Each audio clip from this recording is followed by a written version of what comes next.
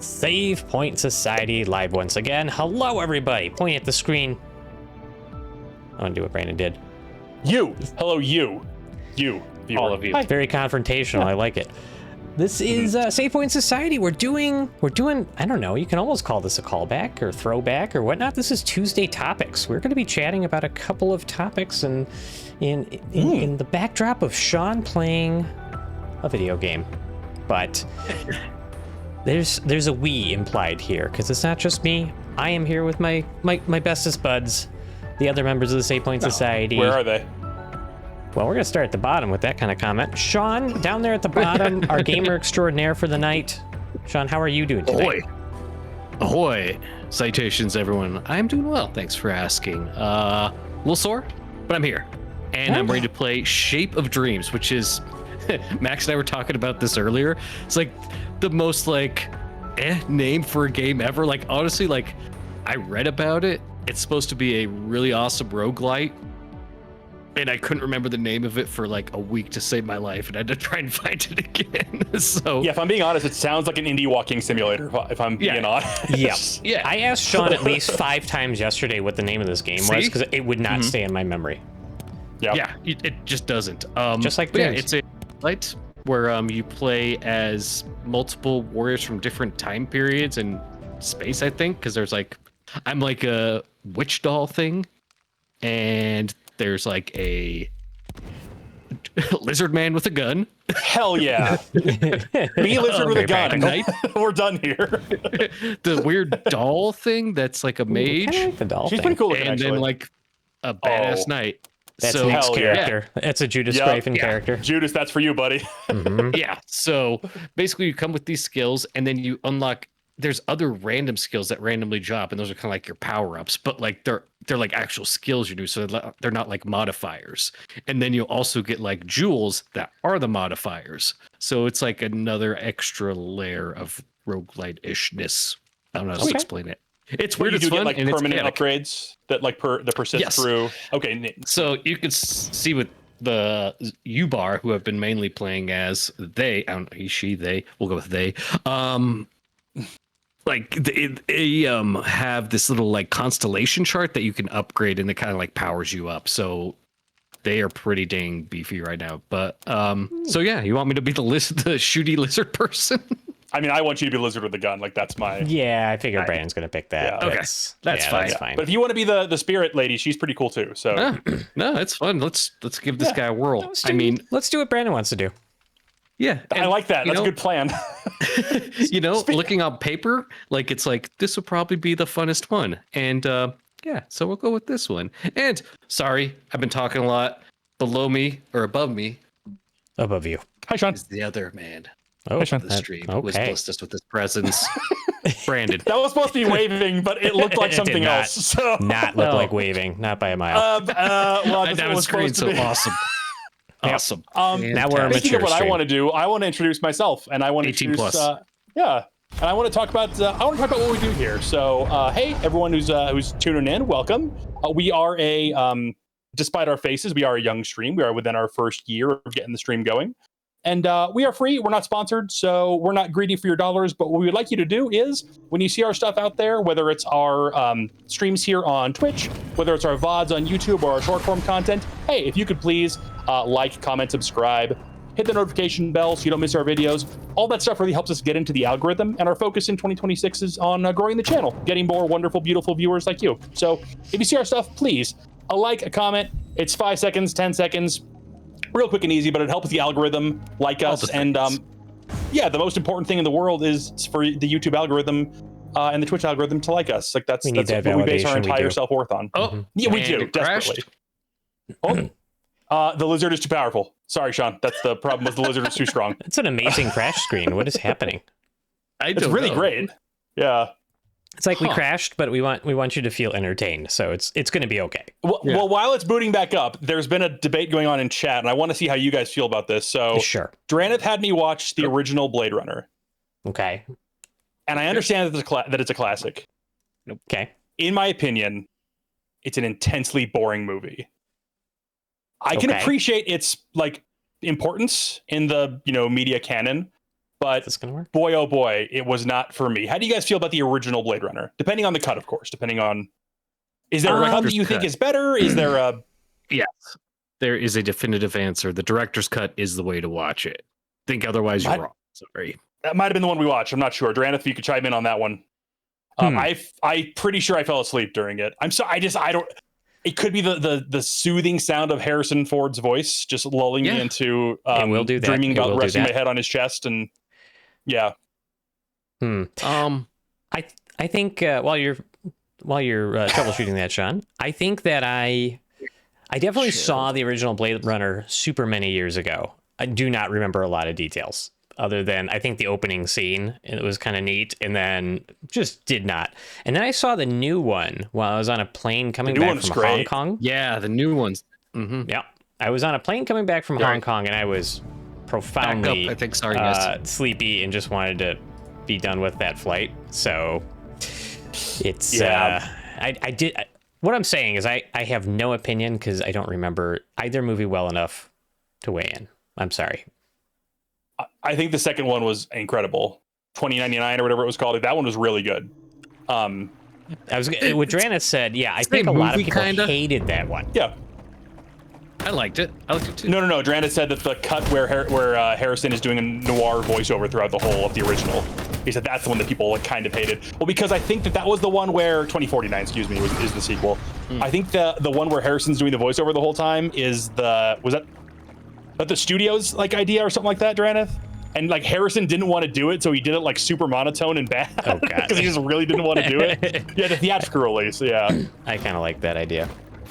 And yeah, I love the spite of like tanking your own movie's theatrical release because you hated the idea so much. But that's like quintessential Harrison Ford. Also, I was gonna say to have the acting chutzpah to do that stuff.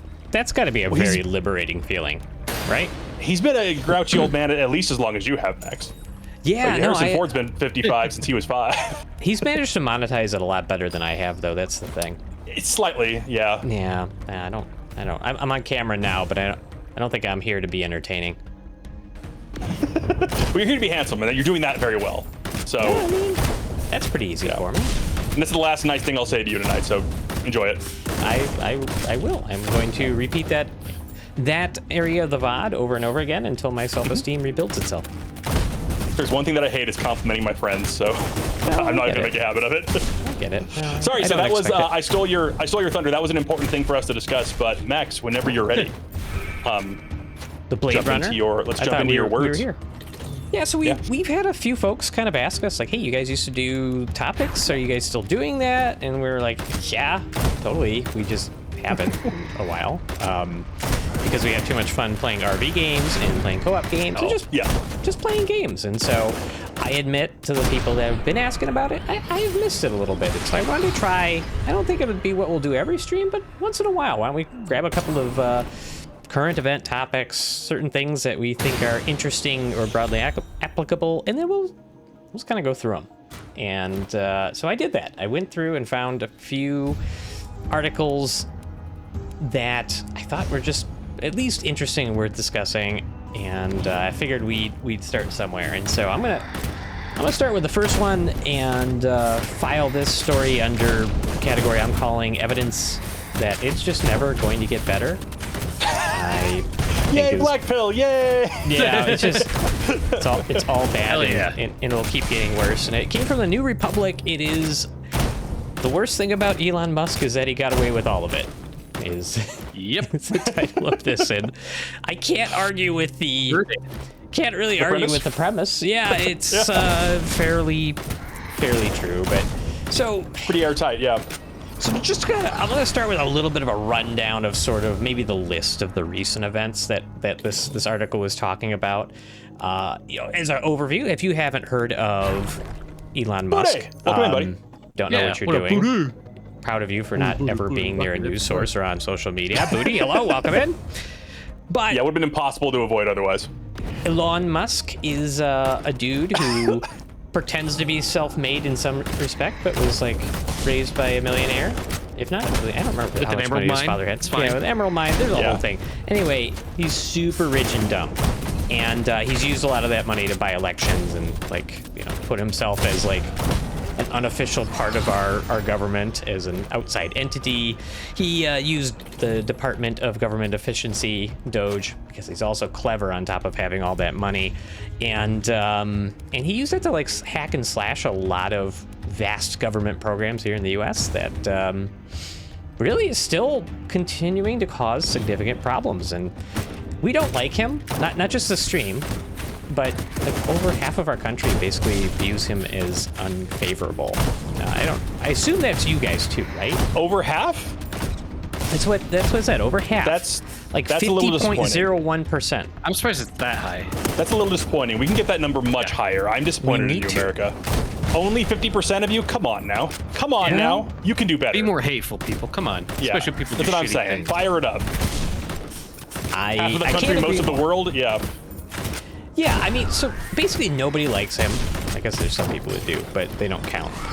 He's got an estimated net worth of like $500 billion, which is a lot of $1 billion. $500 billion. He wants to get to that I trillion. It's going up. He'll be the first to happen. I think it probably will. I think it probably will. Pin in that for a later story, especially how much you think it will. Oh boy. And here's other fun stuff. Oops. Oh, we got a boss fight? All right, pin that. Pin in that. Yeah. What's this boss? What's going on? I think it's like the Belphegor, but not the Belphegor. I don't know. I'm gonna suggest that you should like, shoot him, Sean. Yep. Bobcat. Belphegor, like Yeah, that's a word Bobcat, everybody okay. should know. I know Belphegor from the Persona games because he's the weird like devil sitting on a toilet that you can. Exactly. I don't know why that's what he's doing, but he always is. Got demon as shit, I guess. I guess, yeah. Shit. We've all been there, brother, so it's okay. We understand him. Yeah.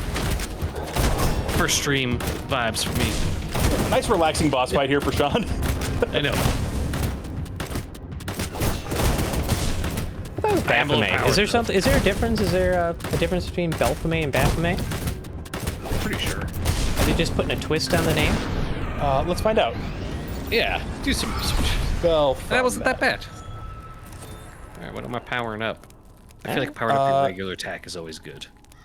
What you use the most? Well, I got some character from the antagonist of Gears of Rebellion. I don't know what that is. Does that ring a bell for you, Sean? Either. Okay. That's it. No idea. It's a cross-reference to an obscure reference. And then the wiki article that comes up is Baphomet. So I think it's just a fun spelling of Baphomet. Yeah. There we go. That's disappointing. And maybe a reference to that other game. Who knows?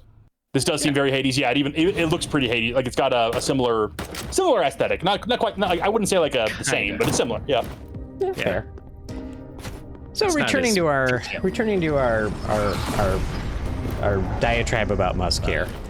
So we were saying that like he's worth 500 billion, right? But a lot of that is basically government contracts, which I think we should rebrand him as the welfare king. I'm sure he would appreciate that. I'm sure he's been dubbed that. Yeah. Yeah. He earned that. He spent $250 million on our elections. Okay, I saw that in your notes, and I would like to contest that. Okay, go ahead. Because I would contest that he has spent $44,250 million on elections. Yeah, how do you get to that number? I think I know. Yeah. Because that rascal, that so-and-so, That scamp. bought Twitter and basically turned it into a conservative haven. And he bought Twitter for $44 billion and turned it into an election machine for He sure did. a certain tangerine authoritarian. And so to say that he's only spent $250 million on elections, maybe on direct donations, but what he did to X, not Twitter, what he did to that Twitter. site was solely to get a certain man elected. So that is, in my opinion, that is like the most egregious violation of campaign finance law I've ever seen. Yeah, it turns out there's no law against doing exactly that. So I guess if I'm going to give him any credit for something smart, it's, I guess, being a scheming a-hole. Sure. It's working his way around the system, which, I mean, it's not actually a violation of campaign finance law, but it's such a clear like end around for what it was. Yeah, That it's just like, I mean, if you're being honest, like that's what you can complain about, Kamala Harris raising some money from Beyonce all you want, like go ahead.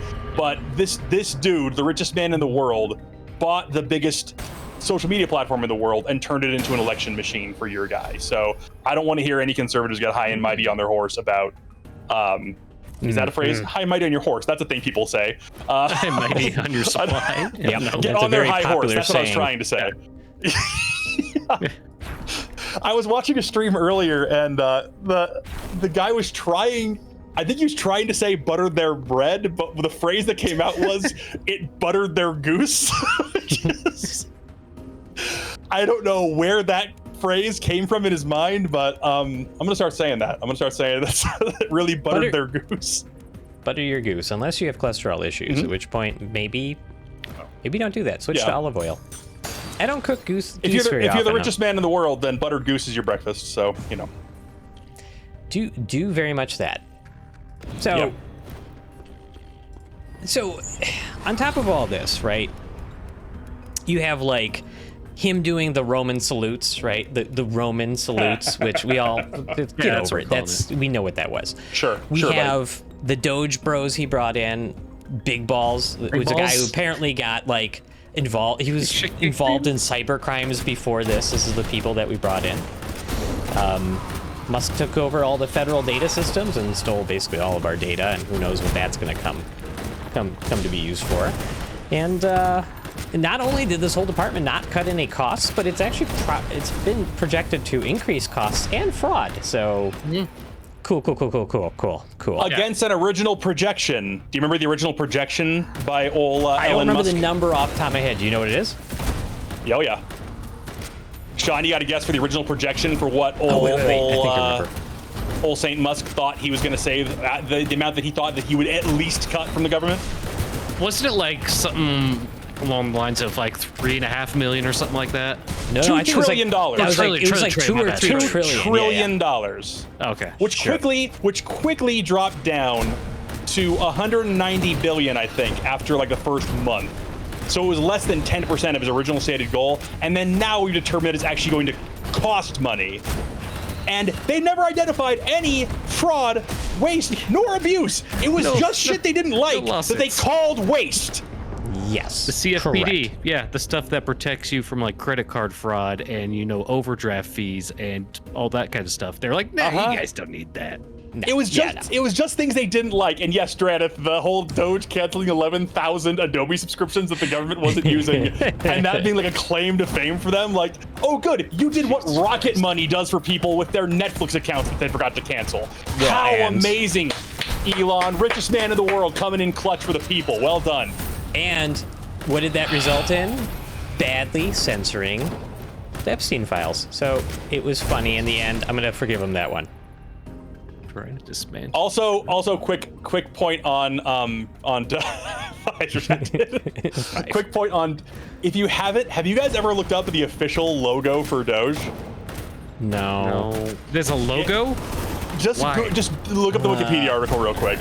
It's the most DuckTales Scrooge McDuck ass logo I've ever. It has to be AI. Really? There's no way a real artist. Yeah. Doge.gov. This is the logo. I've never looked at this. That's a coin you pick up in Mario. They have a logo. It's just a black dollars or black circle with the gold dollar sign in the middle of it. That's what. I mean, I'll give them credit. There's no way that cost that much money. That was a very efficiently created logo. And by that I mean there were no artists consulted. Yeah.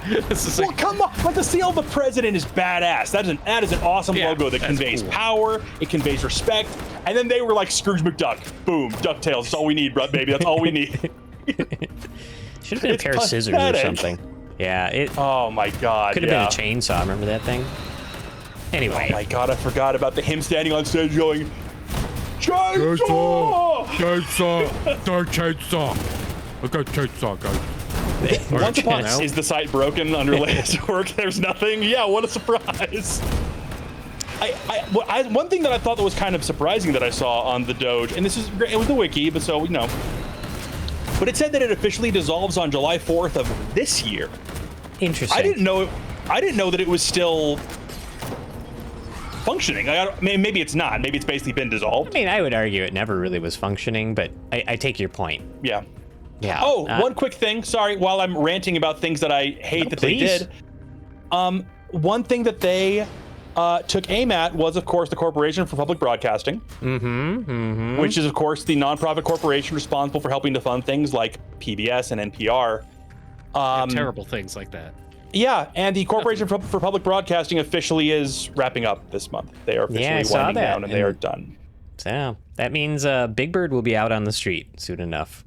So if you're the kind of monster who thinks that things like PBS for people who can't afford cable, providing broadcast that doesn't have advertisements for children and less fortunate people who, like I said, can't afford big cable packages or streaming. Sure. If you're the kind of person who thinks that the few $1 million, I don't even care if it's a few billion, whatever it was, who thinks that that was an unworthy investment, go buy a Cybertruck, please.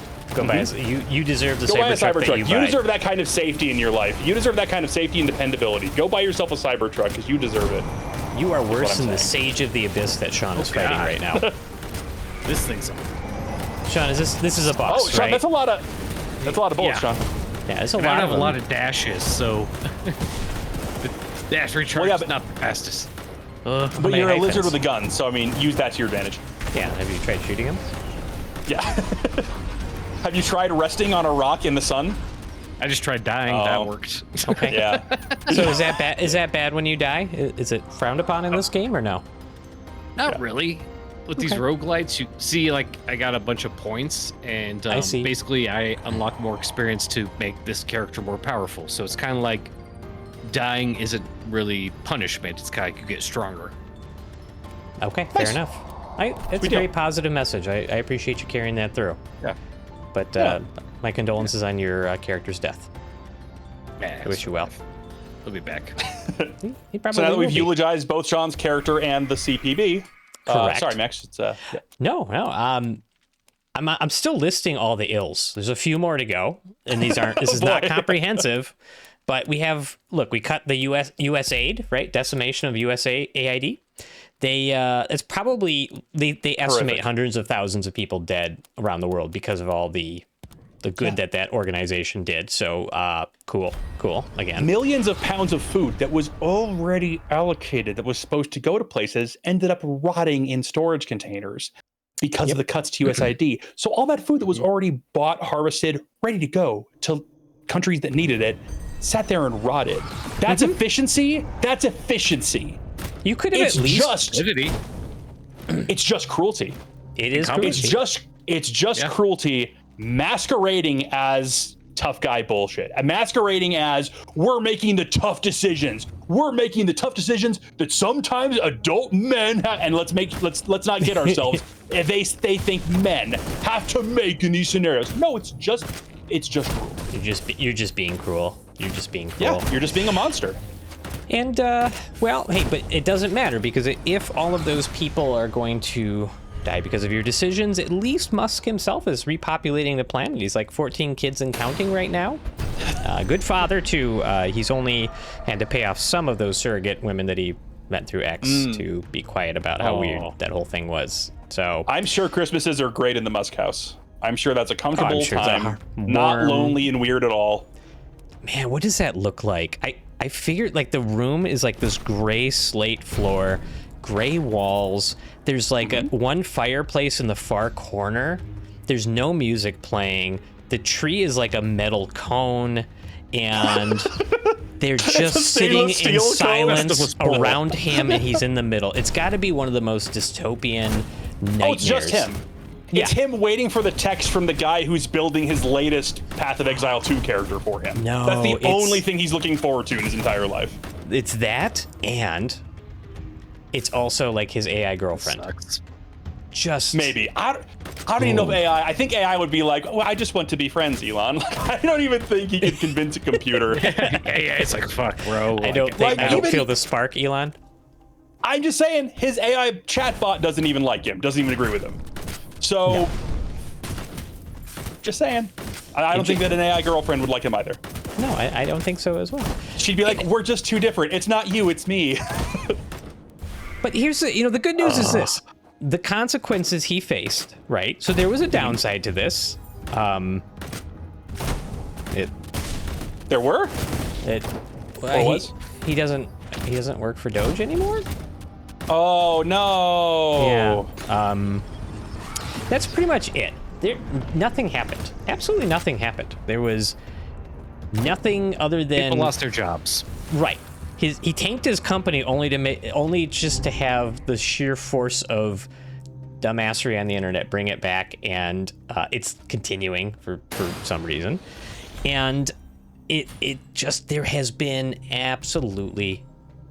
no consequences on it. Now we're coming up on an ad break, so I'm mindful of that. I'm going to say, of everything that I listed here, you know what the worst thing is that he did? It's got to be Grok. It's got to be Grok. Okay, yeah, the AI chatbot who hates him, who he had to reprogram because it hated him. Does worse things now. Jeez. Yeah. Yeah, that's Grok is competing with the Epstein files at this point to try to become one of the most despicable events in history, which I guess reflects well on the creation process.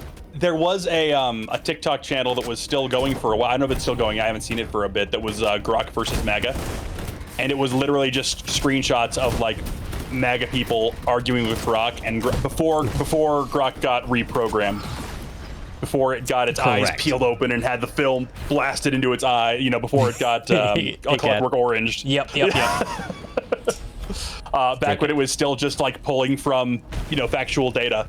That it tried so hard. It tried so hard to set them right, and it was pretty funny to watch because they would get so mad and yell at it that it was spreading propaganda. And it was like, I'm not, and they would it would provide its sources, and of course they never went back. But what a surprise, right? What a surprise. Booty Goon, I think that's a lot of people, right? Yeah. I mean, I guess if I was to give any credit begrudgingly, the electric car became more of a thing because of his company. Right.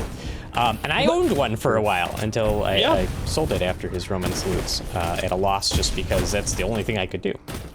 Which, Max, I'm proud of you, because that's not an easy thing to do. I mean, you sold it at a time where like Teslas were not easy to move. No, I got out of it real quick before that was almost impossible.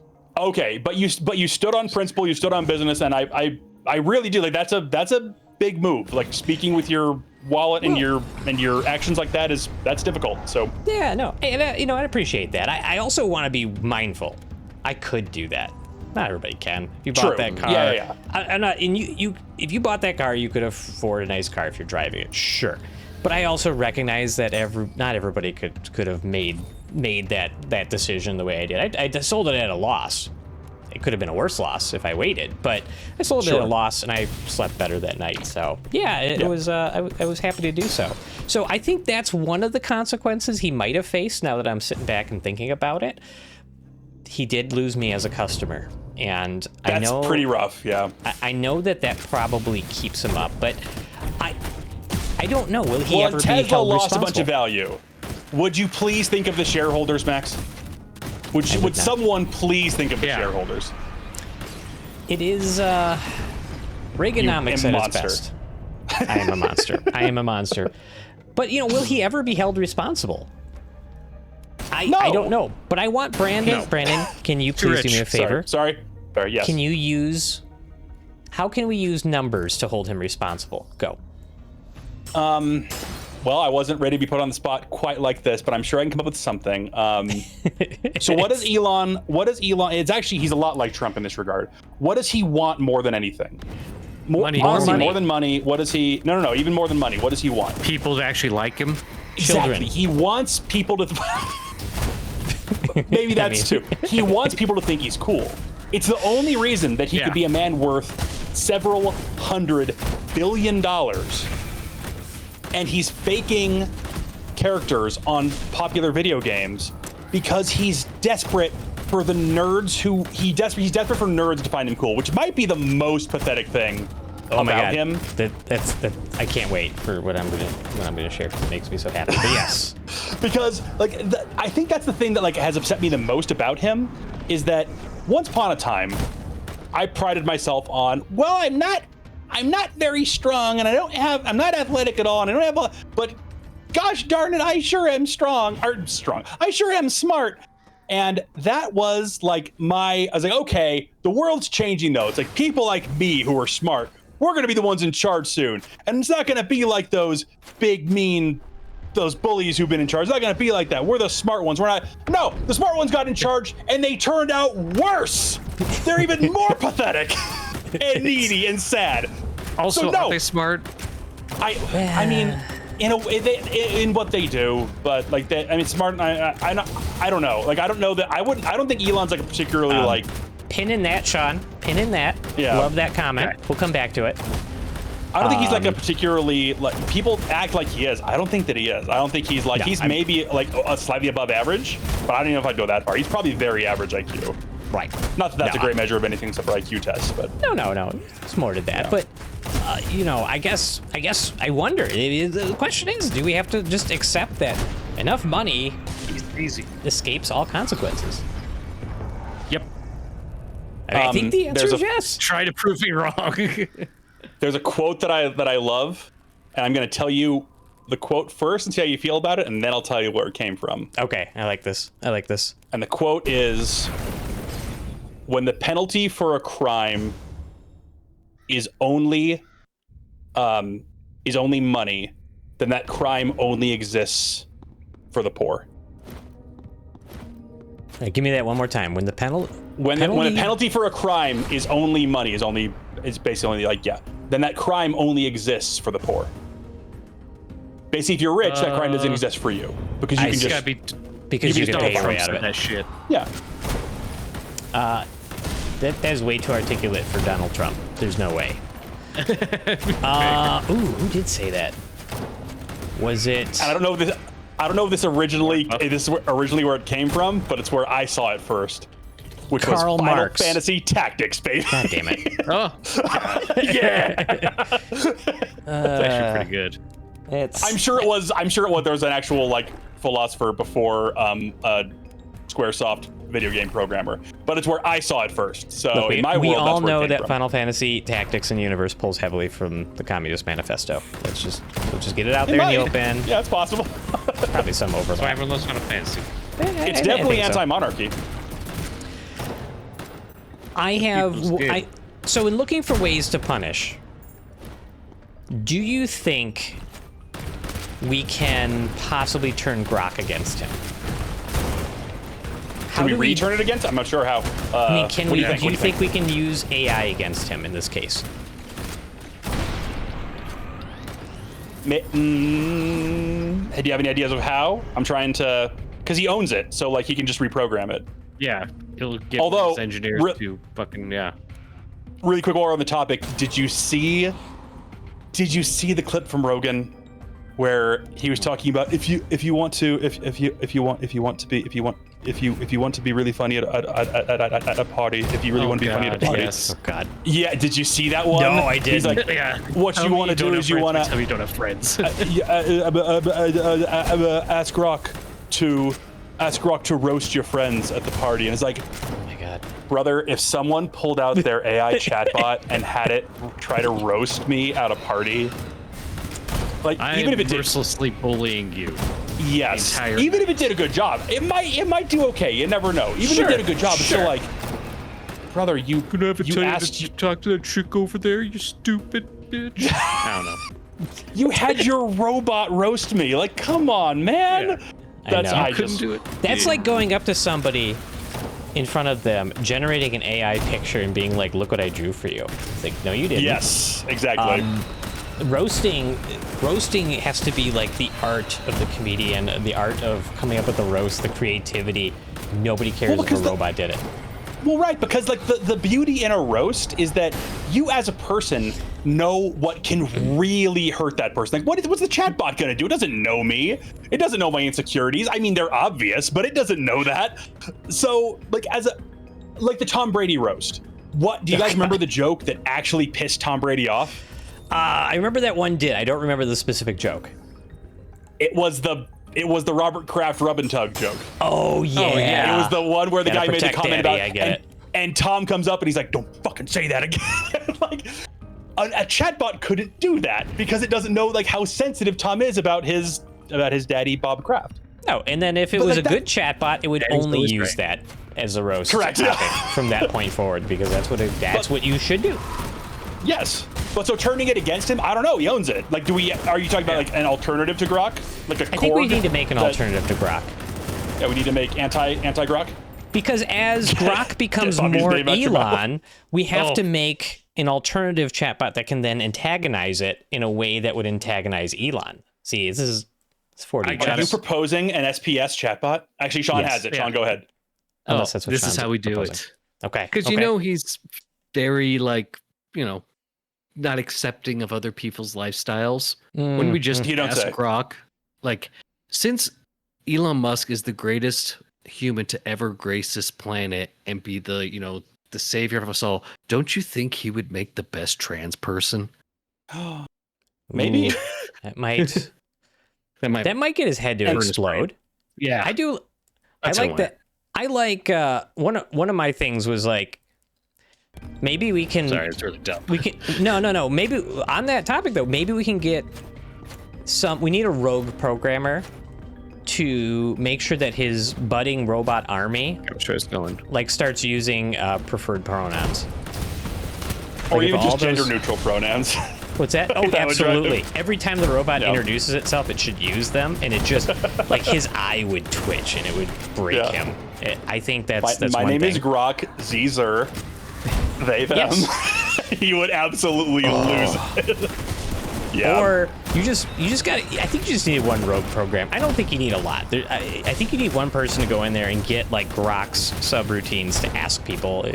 Before I answer your question, may I ask your preferred pronouns? Like, just make it overly polite and empathetic. That might do it. Oh, that might actually do it. Make it kind. Yeah, that would, because then it would like small talk too much and cost them too much money. Well, yeah, no, but make it kind and empathetic. Everything that he isn't. Yeah, everything that he hates. Yeah. Sorry, John, you were saying? He was the one who said sorry, go ahead, John. Yeah.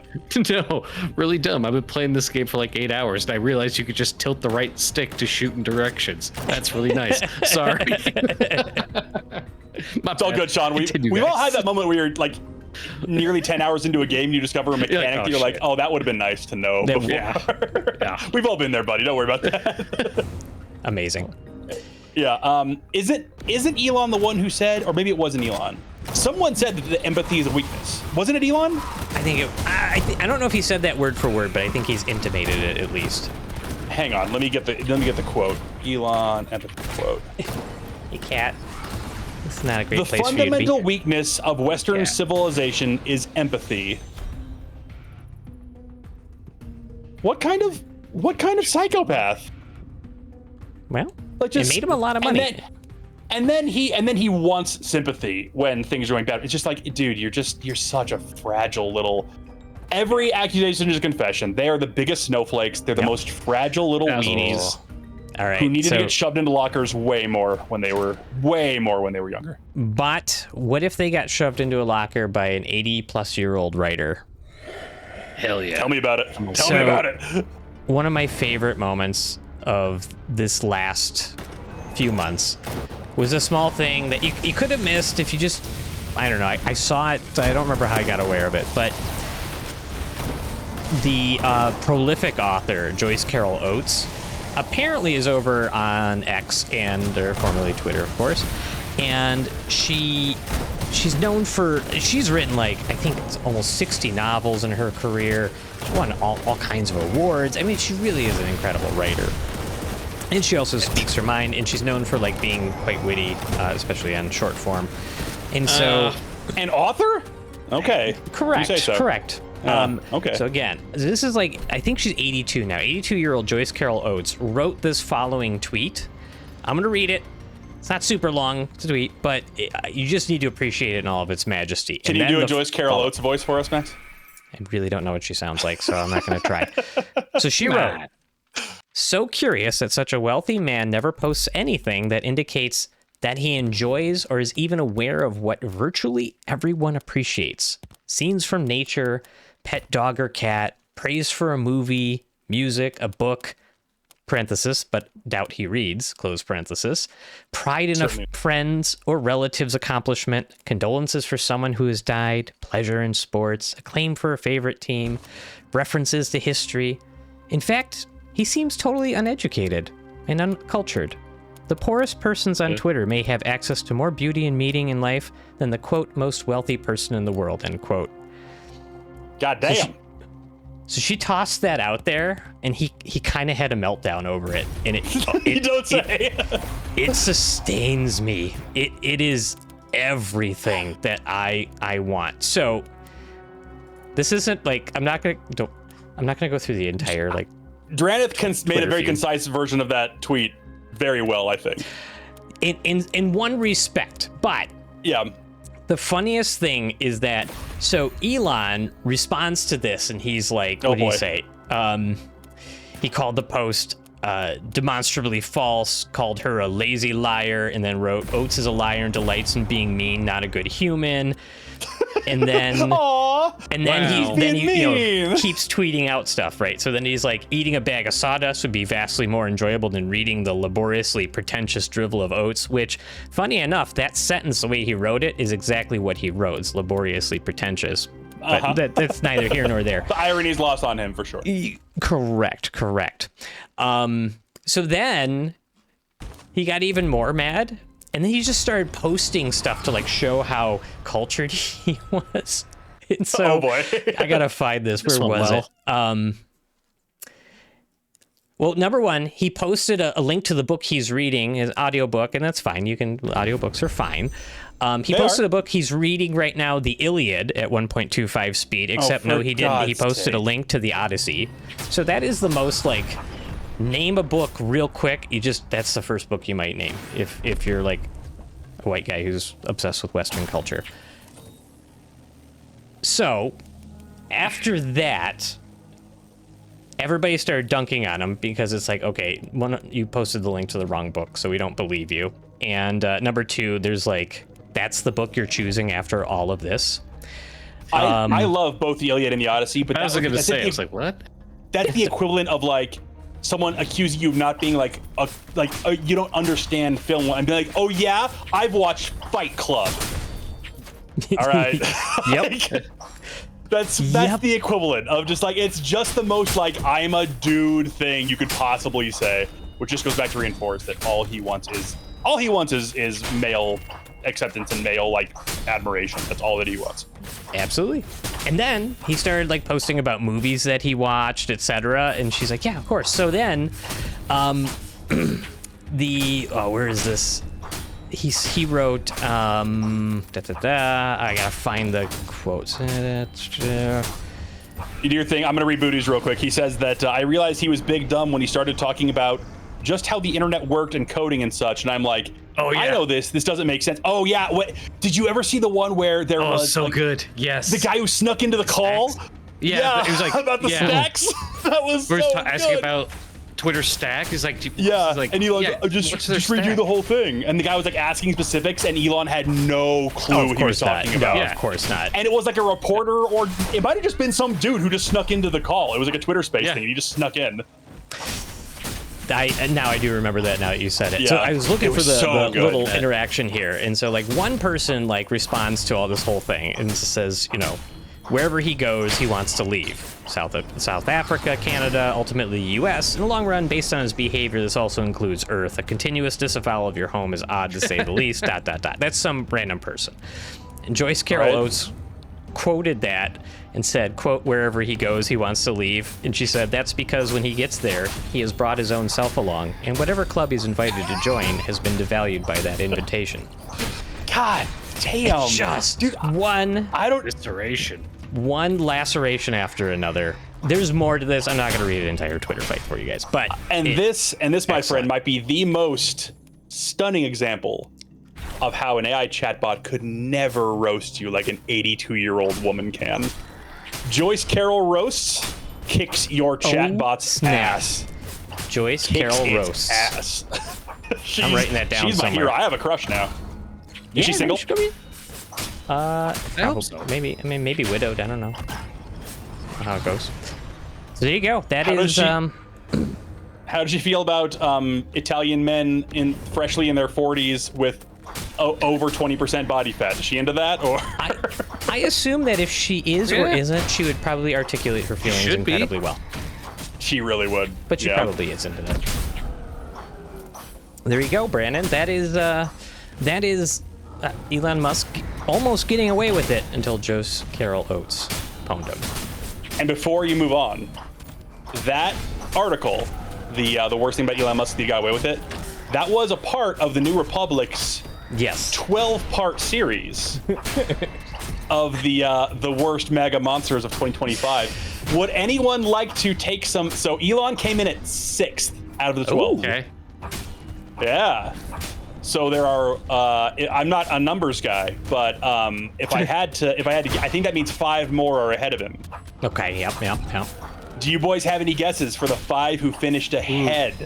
One you're not going to get, because I honestly, as news pilled as I am, I don't recognize this guy. I'm sure if I read it, I would remember who this is. But there's one who I think you might not get. You should be able to get the other 4. But go ahead with your guesses. Chat, get in there too. What do we have for 7 through 12? All right, Booty, I'll hit you with those real quick. Number 7 was Kash Patel. Fair. He's too dumb to be at the top. Yeah. 8 was Marco Rubio.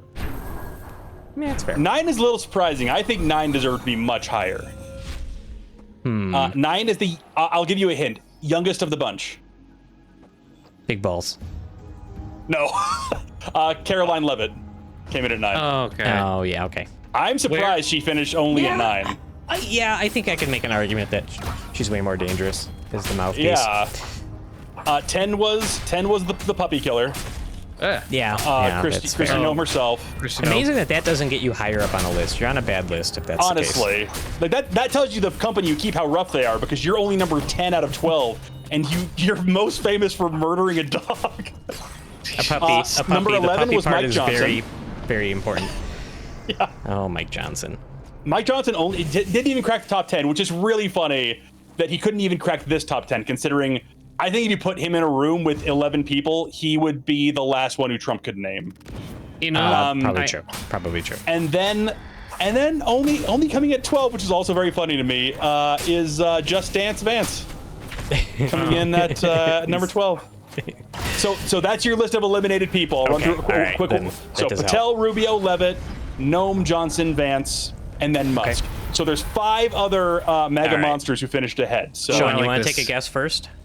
Number 1 is once you hear it, it's super obvious. But okay, I'm gonna go with one of our favorites, guys, and he's kind of fallen off a bit, but he's still around. Mike Lindell. He's not there. Oh no! Oh, well, Judas, a wonderful guess. That's bullshit.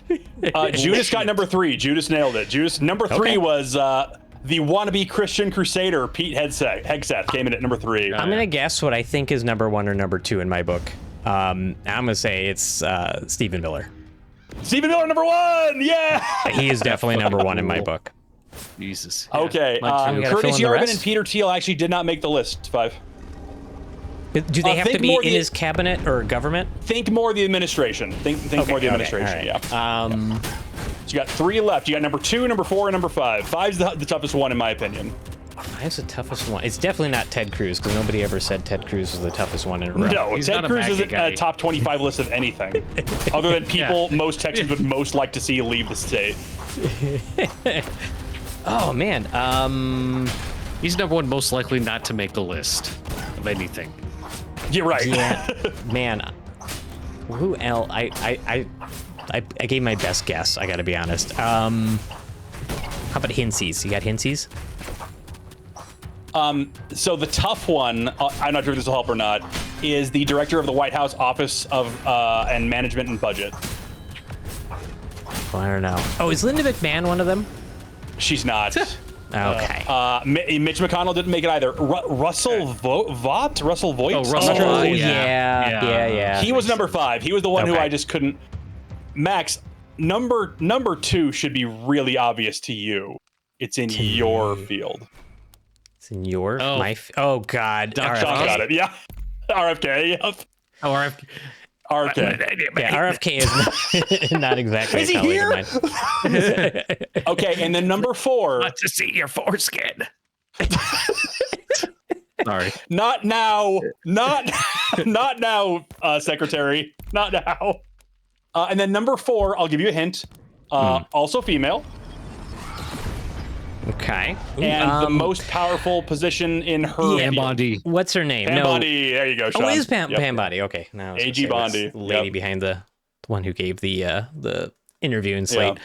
Yeah, that's a lot of bad people. Hey, The Stephen Miller little comic that they have at the top too is him in like Freddy Krueger clothing and like haunting someone's dreams. Yeah, it's... which I think is a great little comic. So yeah, Miller took the cake as the worst of 2025. I think that's then probably RFK. fair. I think that's probably Yes, fair. RFK, then Hegseth, which makes sense because neither one of them could do a fucking pull up. Pam Bondi, Russell Vought, Elon, Patel, Rubio, Levitt, Noam, Johnson, Vance. So I want to point out that my cat is facing away as per her meme. well, she heard all those names and she was like, Yep, "No, she thank turned you. around. I will not participate in Turned this." right around. Well, there you have it. I'm thoroughly depressed, so You're I welcome. think let's do something slightly more lighthearted. You want to lighten it up a bit? Not too much, but just a little bit. That's good. My blood pressure is right around 190 right now, so let's take it down a bit. Okay. Let's see. I'm gonna put up topic 2. And there's no bottom number. It's just 190 flat. I don't know what that means, but it's not good. 190 over nothing. Yeah. 190 over 190 is what it is So right now.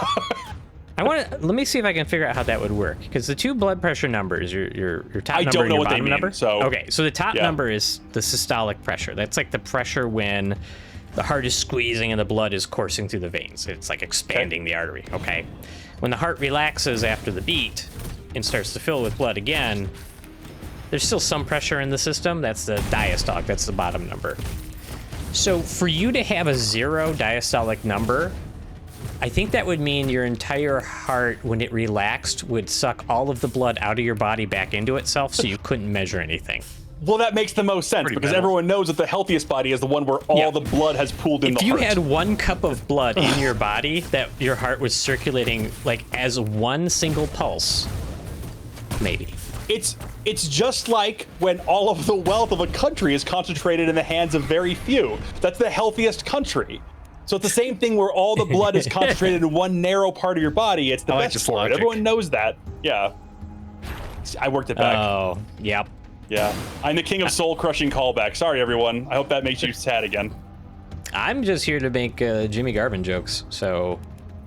Well, we already crushed that. God. Bots with gambling problems is topic number 2. Bots with gambling Just problems. saw that get pinned up there. This one took me down an unusual rabbit hole that I'm kind of fascinated with, but leery of. And so, next article, I'm citing the Journal of Kotaku. Very well-respected, peer-reviewed. Well-respected academic journal. Yep, absolutely. To talk to. Yep. Very objective writing about all the things. Basically, it's a Polymarket bot makes a fortune betting on Dota 2. And so, I'm calling this story the bets and bots story. The bets and bots. Yeah, like bits Now, is and bobs. Polymarket the one where you can bet on kind of everything? Yes. Yes. Which Okay. was not my initial fascination with this, and then became my Right. fascination. So the overview of this is somebody programmed a bot that was named Timu. Okay. Excellent. I don't know. But it programmed a bot to be able to navigate and bet. Oh, that's a League of Legends reference, right? Isn't Timu one of those It was not characters in League of spelled that Legends? way. Oh, it's It's not. Timo, Oh.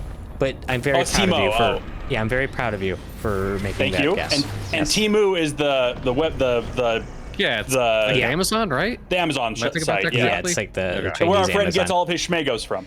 Schmegos. Yep. It has all the off-market, really cheap stuff. But I mean, the basic.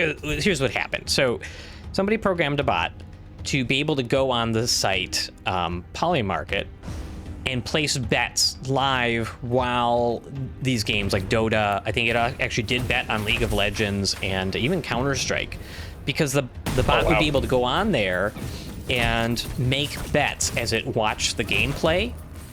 And it could see things quicker than people could. So it could lay bets quickly based on changes in the gameplay. And it didn't win every time, but it won more often than it didn't. And it basically turned $900 into like $208,000 in 3 months. I'm pretty sure our buddy does that at the could do that at the casino on slots though. So I mean, that's not that impressive. He's got the he put all his skill points into luck. So like that's He did, a little bit yeah, different. he did. He did it. Frustrating the hard way. man. Yeah. It's extremely frustrating to watch your friends. It didn't carry over to his fantasy football, though. Just saying. No, it I'm didn't. gonna bring that up every chance I get. Yeah, Booty, I'm with you. I didn't really know what to make of this. I didn't know if I hate it. I'm bringing it up for discussion just because I was like, I don't know. But here's what Polymarket is, because that's really what I was kind of like, what is this? Polymarket, as you said, Brandon, it's like a site that lets you bet on a lot of things. Everything is like a yes or no proposition, okay? But these are like world events, there's sporting events, there's current events, there's all, there's like cultural events. I'll cite some of them, but essentially, like, you can go onto the site and use super not sketchy cryptocurrency to make bets on these different events. And it's all run by the wider population making bets. So if you set out, like, one of them was, what was it? Like, one of them was like, well, actually, one of them today is, will the U.S. invade Greenland by 2027? Which was like, they put a cutoff. And so you can say yes or no. We will talk about it. But yeah, so the odds are set, not by the site setting the odds as a bookkeeper, but by people just, you put out the proposition and then you just see how many people pick yes or no. So they put a time frame on it. Based on the, Correct, by the crowd that bets. And so, so they put it out there. They've got a definitive timeline on it so that it will, will it be by 2027? And so, so you can make all these bets on it. And I think one of the interesting things, if you've ever heard about this, it's sort of because Polymarket predicted the U.S. elections better than polls did, by far. And so there is something to this. But of course, behind this site is a bunch of Bitcoin bros, and Donald Trump Jr. is one of their advisors. So like, there's, I just have to be. No, of course not. Of course not. Anyway, have you guys actually like explored this site at all? We're never going to get rid of them, are we? No, we're not. No. Have you guys explored this site at all? No, I'm not a gambler.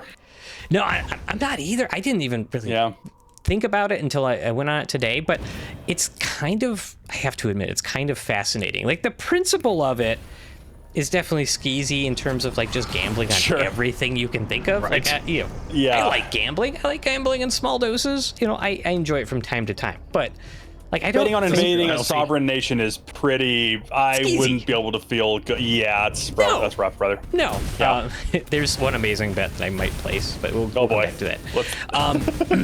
So this robot basically was able to do this because they'll have like sports bets, but they don't have your general. It's just who's going to win, right? So yes or no, this team's going to win, or they might have like how many kills will this player get, or so they will have some of those propositions. But this bot was basically able to watch the game, kind of make these bets quicker than other people, and it made a pretty good amount of money. I think one of the first things I was like, is that unethical? And I was kind of like, I feel like if you're gaming the gambling gambling market on an event that's not fixed, I don't think so, but I don't know. What do you guys think? Is it bad? Right?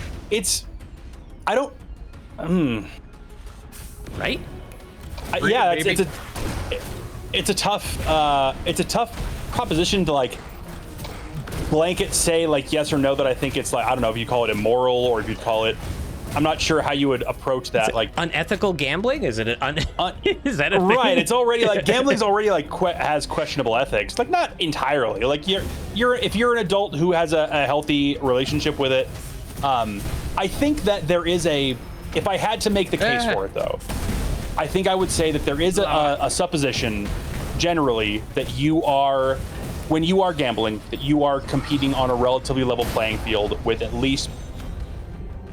I don't think if you told people that they were against a bot, I don't think they would find it fair. I think that the gut reaction would be that they don't think that's fair. Sure. It's sort of like, people who can count cards, I guess, would be something that kind of people wouldn't find it fair if you told them that one person at the table can count cards. Now that kind of shoots my whole, like, you know, a bot being unfair against person. That kind of shoots that in the foot a little bit, I guess. But the because idea that being person that, like, is playing the casino, and so technically Yeah. that person is gaming the casino. The other people aren't benefiting from that person's skill, but the casino is Right. the one being hurt. and the robot doesn't necessarily have insider information, but Correct. it's sort of the thing that I wouldn't trust it with is that, like, okay, is the robot somehow like reading? Is the robot reading code? Is the robot doing something with like input reads where it can more accurately predict the way that a player is going to, you know, engage with the situation? There's things that like a person just watching the event. Like I said, this is me devil's advocating it, trying to Of course, say like yeah, this of is where course. No, I yeah, wouldn't think it's that's fair. what I'm asking. I certainly wouldn't be comfortable if I was. I'm already not, you know, a gambler, but I would certainly not be comfortable if I knew that I was going up against a bot that has super fast processing power and could potentially have Sure. access to information that I don't. Which I think you could argue that if it can interpret Yeah. like gameplay that quickly, that it does have access to information you don't have. I think if you have one bot, it probably doesn't tip the scale a lot, but you know, it opens up the question if you're playing against thousands of bots, Right. gambling against thousands of bots that are all doing the same thing, those odds are, they say in Yiddish, verkackte. They're terrible. You know, so they're not trustworthy. I don't know. That sounds you know, pretty fakakta up, Max. You're Yep. not wrong. Yeah, absolutely. Like Goon says, I guess on one hand, I don't really hate on somebody gaming that system. Like, if you're going to game a bunch of Right. blockchain people, bros, to like break their system, if you're the first couple of people to do it, like, I'm kind of not going to lose sleep over that. And yeah, you have like what we talked about with Elon. You know, make your money if you're inventive enough to think of that first. And I guess you're not directly harming anybody else. It's on the edge, but I don't know. Well, but isn't this kind of gambling not necessarily a zero-sum game, but isn't the only way for you to really win is for someone else to lose, though? So you kind of are harming I think so. someone else. I mean, No dashes. I get. Whoopsie-daisy. But you're not betting against one person. You're basically betting for or Against the field of Field You're in of a field of millions people of betting people for or whatever however team. many. Yep. If you're one bot, two bots, I don't really think you're doing. Yeah, I you're guess in that case, But I'm thinking of it like Alex sitting at a table gambling against other people. That's not Sure, really what sure. this is. It's part But- of a field of gamblers. Okay, yeah. if your bot is sophisticated enough to lay really big bets at perfect times and then sway the odds, different story, very different story. I am not sophisticated or numbersy enough to understand that. Especially if, and I don't know how this, I know that there was like,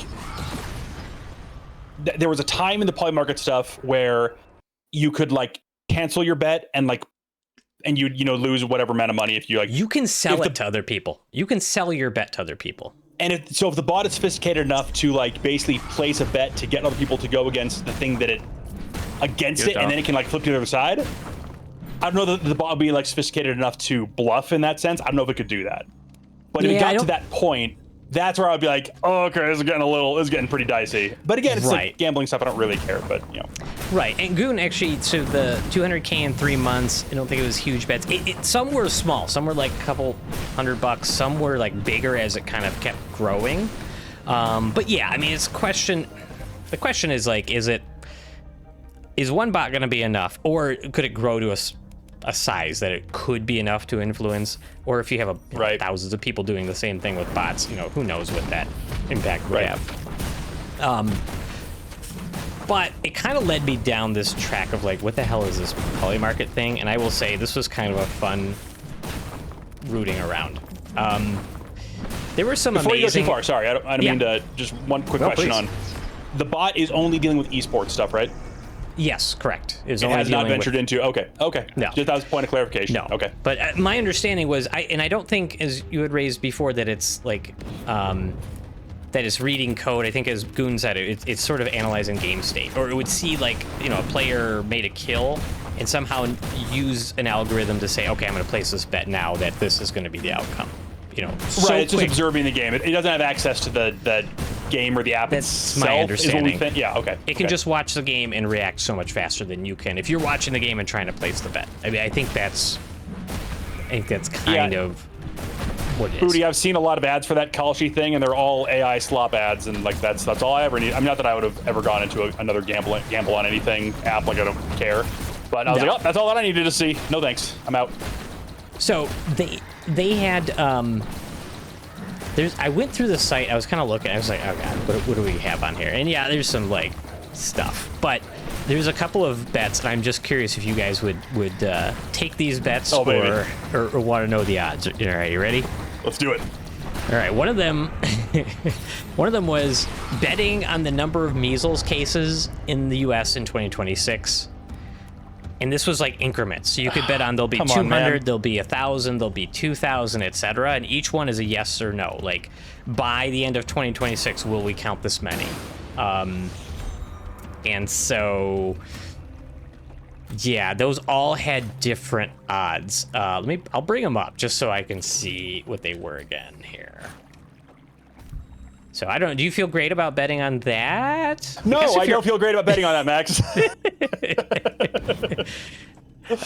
That's horrific. All right, measles cases U.S. So greater than, I mean, if you step back and look at this as a sociological experiment, trying to gauge the probabilities of events, it's kind of fascinating. So okay, so what if I bet on 1,000 cases, right? I say 1,000. So that's one of the bets. So 1,000 cases in 2026. Yeah. Here's how it would work. If you put down $1, are you putting your dollar down on yes or no? So I'm gonna say, let's say that I say yes. Okay. But I can affect those odds because if let's say it's December 12th. You're gonna get the measles and try to spread it. Let's say it's December 12th, 2026, and I see that there's only 800 measles cases. Your boy is going and getting him some hot measles, and he's going to who's a big band right now? Taylor Swift. He's going to a Taylor Swift concert. We are breaking that 1,000 like that, brother. I didn't think about it that way, but yes, especially with the most communicable disease ever known, which is measles, that might work. Yeah. Place the bet right now, Brandon. Okay, well, you said you're saying yes on 1K, right? Well, yeah, because I can always just make the number jump. I don't want to go lower. I can't. If people go over the number, then I'm screwed. I want to go with a number that I think is probably a little high, and then if it hasn't reached it, I can just go spread it myself and get it. Got it. Okay, so you put down $1 on yes for that. Right now, the chance, according to the betting odds on the site, is 90% that we'll probably reach 1,000 cases. I think that's probably a fair bet. Now, this part I don't fully understand, but if you were to bet $1, okay, yeah. So if you bet $1 on this and you win is a word here for what we're betting on. Yeah. If you were to be correct on that, you would make 7 cents. Because boy! Yes. Now, if you say no, you're gonna make $11.11. Oh shit. Yeah. So let's just be clear that we're just theoretically here. We're just pointing out what people are doing. I wouldn't actually do this, Goon. This was just my. If I'm gonna be unethical, I'm just gonna go all the way. Is what I'm saying. But it also shows you what the population is thinking about what's actually happening. And so if you actually look at these increments, I see what you're saying. Yeah. Yeah. So you look at these increments. The chances that people think that we're gonna see 500 to 1,000 cases is like 92 and 90%. I think that's probably right. I mean, I think it's gonna be pretty easy. It's only. Yeah, it's 2026. We just started this year. And you remember how long last year was? There's no chance we're not going to get to 1,000 cases. No chance. No. It's definitely happening. So that's going to continue going. That is kind of an interesting point, though. But, I don't know. You are also you're biasing for a subset of the population, though, when you talk about what the people believe. Because you're only getting the opinion of people who are willing to go on Polymarket and bet, which is going to skew. No, I understand, but it's definitely going to skew younger, and it's going to skew male for sure. Yeah, of course. But that's one. All right, it's one possible you can do. Another fun one I thought was the chances of a 5-kiloton meteor striking the Earth in 2026. What do you think they got the odds on that one?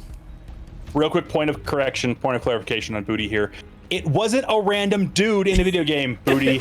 It was a nice young lady, and it was a wrong prescription. Okay, it happens. It's not malpractice. It was just a mistake. It was a video game character that Brandon killed through negligence. And her her family already forgave me, so just let it go, dude. Let it go. I don't think they did. You can't prove that one way or another. So a 5 kiloton meteor?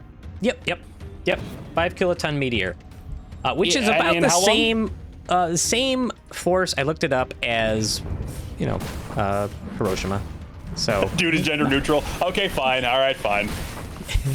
As was I believe first posited by the philosophers Keenan and Kel in their seminal song, I'm a dude, he's a dude, she's a dude, we're all dudes.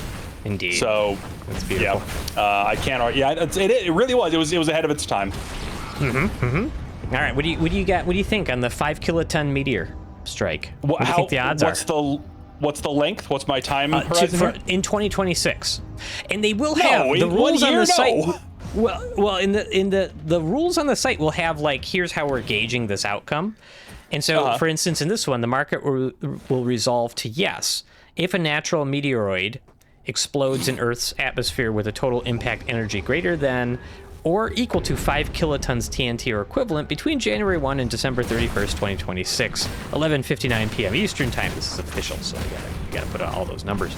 Otherwise, the market will resolve to no.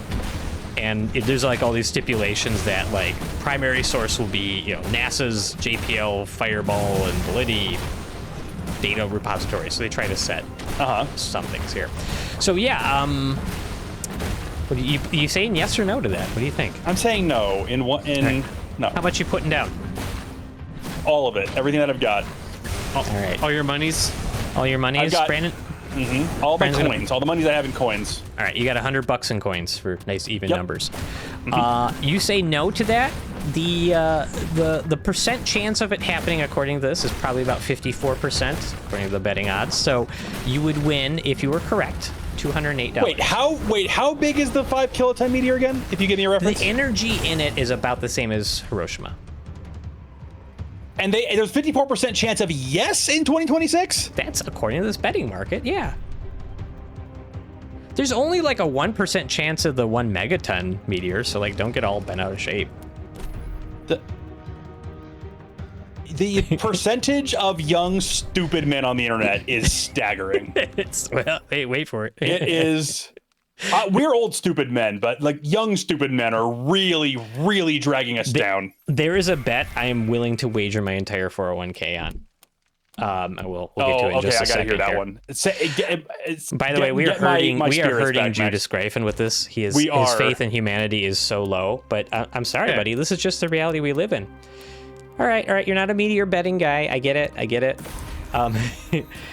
One of the bets, I enjoyed this one. The bet that Grand Theft Auto 6 releases before June 2026. What do you think the betting markets think of that? Before June? Yeah. I think that it's... Let's see. Well, let's remember, it's betting markets full of young men, so they want this game. Mm-hmm. So they're going to aspirationally... But there's a lot of doomerism amongst young men. Sure. So they're going to be generally a negative kind of people. I think that it's 88% no. Okay. Say that it won't release before June. What do you think, Sean?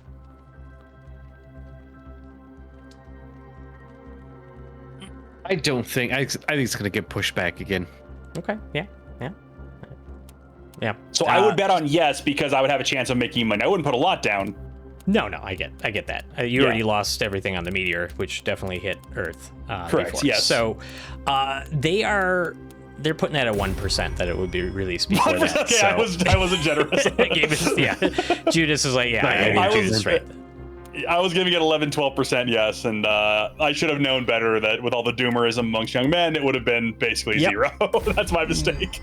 Yep. To be fair, we're 6 months out, and they haven't even started advertising, so there's no shot.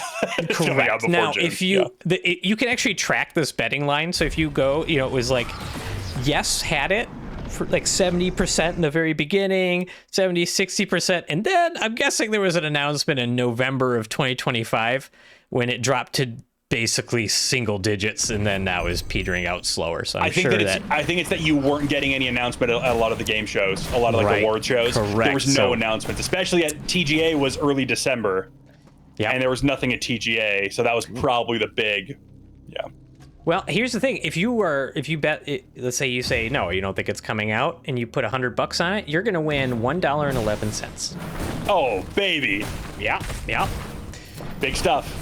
Okay, there's one bet that I kind of want to take. Like, I kind of want to put a ridiculous amount of money on it, and I would do it if I trusted this site at all, and I don't fully in any way. There's a bet on the site that will Jesus Christ return before 2027? Max. Trick question. He already has. Well, his name is Donald Jennifer Trump, so and he's already the Messiah. The amazing part about this, Max would still win because he technically had been around since what year was he born? Well, I don't think Max is taking the yes on this. If I know Max at all. I'm probably not gonna do it. There's two things that I find really fun about this. Number one, that when this proclamation came, or when did this one go live? This one went live on November 25th, 2025. It was 2.7%, and in all this entire time, it's basically 3%. Nobody has any faith that this is going to happen, and that I find that funny. So let's say I just wager. I'm gonna put the $1 million that I don't have on no. Okay. Okay. Well, because Jess lost it all at the casino the other day. So that's why you don't have $1 million. I would win $8,000 if I was correct. That's the kind of return. That's the kind of return. Now you ask, how do you verify this bet, right? Well, they have rules. I mean, this isn't. That is a good question, actually. Yeah. The market will resolve to yes if the second coming of Jesus Christ occurs by December 31st, 2026, 11:59 p.m. Eastern Time. Otherwise, this market will resolve to no. The resolution source for this market will be a consensus of credible sources. Oh boy, a lot of wiggle room in whatever that means. Yeah. Here's my other question. When bets like this go live, is it the website itself that's making these, or is it like crowdsourced, like the? No, I think my understanding is the website makes these. So the website AI, is right? I'm guessing. They might. Okay. To try to understand how any of this worked, like I watched some really amazing YouTube videos. Like literally, I think one was like a guy. His name wasn't actually this, but it was something like Blockchain Bro explaining Polymarket, which was one of the most painful 2-minute watches, and the video went on for 30 minutes. I was like, I can't do this. This is oh my this is god, one of the it worst sounds uses of my insufferable, time. Max. It was terrible. Yeah. And then I found like an interview between Anderson Cooper and the guy who actually founded the site. He explained it a lot better, I will say. And what he said on that is that they come up with. They basically trend current events and they come up with the questions based on that. So I don't think it's crowdsourced. I think it is from the website down. Okay. But yeah, it's bet on some measles cases. Well, it makes sense that they would want to choose like relatively hot topics to get more people to bet, because that's how they're going to get their cut, right? That's how Polymarket's going to make its money. Yeah. I did think of one thing though. Now that I'm thinking it through, there's a downside to the robot gamblers that I did not consider. Oh, now that you think it through? Yeah. Yeah, now I'm thinking it through. I'm just talking out loud. Yeah. I think one of the biggest problems with that is that they're so easy to create that you're gonna balloon out the number of gamblers, and then you're gonna eventually have problem robot gamblers, and they're absolutely gonna like clog that 1-800 number that you call that's on like all the casino bathrooms. You're just gonna have all these bots just like calling up and talking to other bots. You're gonna have the original gambling robots that are gonna be like Robot Doyle Brunson, who are gonna be the ones who are like, they're never gonna be, they're bots, so they can't wear awesome outfits. Like, what was the one guy's his last name was Wynn. Scotty Wynn? Was that? Yeah, Scotty Wynn. Scotty Wynn. You're never gonna get amazingly dressed. Is that guy still alive? I'm on it. Is he still alive? I like that. Still alive. I mean, Yeah, he's still going. He was born October 28th, 1962. And Really? is a Vietnamese American professional poker player. Okay, good for him. But if you want to see, the peak male form, besides Bo Nix, look up Scotty Wynn. Oh, absolutely. The two most pristine male forms you can see. He wears so much gold that there's no way he wouldn't be in shape. Like he's carrying around 50 pounds of gold on his body at any given time. Yep. No doubt. No doubt. That's robot gambling. I learned a lot. That's robot gambling. It's a fascinating little thing that we do now, I guess. I don't. What I don't understand is like, so what stops other people from building out their own? I guess is what eventually. Right, like eventually that tech is going to become like this person made the bot themselves. Is that what I'm to understand? Is that? I'm guessing so. I didn't have a lot of. Look, this is a Kotaku article. Usually they're very thorough in research with a lot of sites and sources. A lot of sourcing. I wanted to treat the subject material as seriously as it deserved, and it was a little light on those details. I'm just going to be honest. Yeah, that's fair. That's fair. It does just say a bot. It doesn't say anything about. Yeah. Goon's a big fan. Kotaku is. I mean, it's whatever. I gotta be honest. I know it's a gaming site. I don't know what else. I don't really know much about it either. I don't like, go I just to know it for that my medical literature. I've read a couple articles and I'm just like, it's very predictable. It's very, it's just not. That's right. It's not for me. Hey, nobody said I was going to use credible sources on this show. No, that is our one guarantee, is that there is no way in hell we will use credible sources for all of our articles. Maybe one. No, very much. But the rest of this is just going to be coming off the dome, baby. I think so. I got one more if you guys are game for it. Always, baby. All right. Sean has been the big muscular paladin for a while. How's that treating you, Sean? Ricochet. Sorry. I'll tell you what. I'm gonna go grab a beverage. I gotta let out my dog. So pardon me for a minute, guys. We'll be right back. All right, everybody say it with me. Good night, Max. Good night, Max. Tell him good night, chat. Blow him a kiss. Sleepy boy. Man, I used to have, this is an unpopular opinion on the internet, especially on Twitch. I used to have such an aversion to calling it esports because like it just doesn't feel like sport to me, you know what I mean? Like there's all the I get it now. Like there is like a degree of training and there is like crazy fast reaction times and whatnot, but like in my head it used to be that like, no, sports is like this really like quintessential human experience where like you can like you can like push your body beyond what you think it's capable of, and like you can't really do that in a video game. Like you're kind of bound by the parameters of the game. No, Dreadeth. No. Dreadeth asked, how about e-spurts? No, Dreadeth. But like now that when you then go and watch esports and you watch like the insane reaction time and like the strategizing that these teams do, and I'm like, okay, it is kind of like, it's not like a sport like football or fighting or, you know, baseball. It's not like golf. It's not like that. Yeah, golf. Golf's a game, not a sport. That's my unpopular opinion.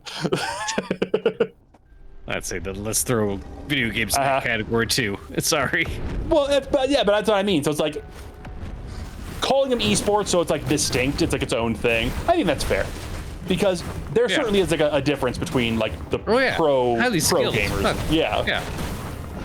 But like evidence number one: any of us playing a video game. Yeah, exactly. We have hours of it. Yeah. Versus the dudes who like that's their profession and they, you know, spend all that time getting really, really good at it. So that's an unpopular opinion that I've changed on, where it's like, okay, it qualifies as if nothing else, like a very impressive skill set. Wow. What about me walking back into that comment from Draneth? I don't want any context, and that was the impressive skill set we were talking about. Sure. Great. Yep. It's too late to edit it out of the live internet, so we're just gonna have to roll with it. You got a kiss from Judas, by the way. Oh, thank you, Judas. I felt that. So, I felt a warm embrace when I was walking to the back door. Did you feel like the embrace was significantly larger than you, and it was a little bit? It was comforting. It was larger than me, and it was very comforting. Nice, right? Yeah. Looks like we got ads coming in about a minute, so I'll hold off going into the last one for just a second. I'll tell you though. My unpopular topic that we were hitting was that I used to like really look down on esports because like I'm such a like sports guy, and like all the training and the dedication to the hours and this and that, and I was like, dude, playing video games, how is this? And then you like see the difference in quality and like the time the dudes put into it. It's like, it's not like they're not calling it sports, they're calling it esports. So I was just being a snob. Like I look at it now, but it is crazy impressive, like the reaction time, strategy, and everything that goes into it. It's not golf. Golf's a sport. Esports. God damn, that's exactly what Sean said, and I said, no, golf's a game. Other than Pete Weber, I was gonna say just like bowling, it's a game. But Pete Weber made bowling a sport. That you tell me John Daly's not an athlete? John Daly's an athlete. That's what I'm telling you, Sean. Peak form. Amazing actor too, it turns out. I just gave my dog this. My wife buys random new treats for them. It's called literally just pork and apples, and they're like pork rinds with apples. I don't know. They smell so bad. They smell like something died. Pork and apple kind of does go well together. Like we used to when I worked at the Roadhouse, we had pork chops. Yeah. And we would take apple, because you have applesauce there for kids, but you take the applesauce, throw it on the flat top, and caramelize it, and you actually make like a glaze out of it, and then do that on the pork chops. Marron. This is not that. Stuff. This is a dog This treat. is not that. This is like I gave her one the other night, and I thought something died in the living room. And I was like, "What is that smell? Did the dog lose their bowels? Like, what happened out here?" And it was like, "Nope, just the thing that she loves eating that I gave her." Oh God. Yeah, I can't imagine apple-scented pork rinds making their way through the digestive tract of a dog smelling too great on the other side. Holy shit. Well, the worst part literally, is they don't. They smell like that before they go in. Oh, she loves them. Like, that's they're like, I don't know, they're partially rotten. I don't know. They smell like the animals she wants to roll in. I don't know what it is. Dogs lick their own butts, so they cannot be trusted as far as their culinary taste. So if they lick your butts, that's a crime in most states. In most states. I would venture to Not guess all, in Florida though. that it's not. Worst part. No, in Florida, God.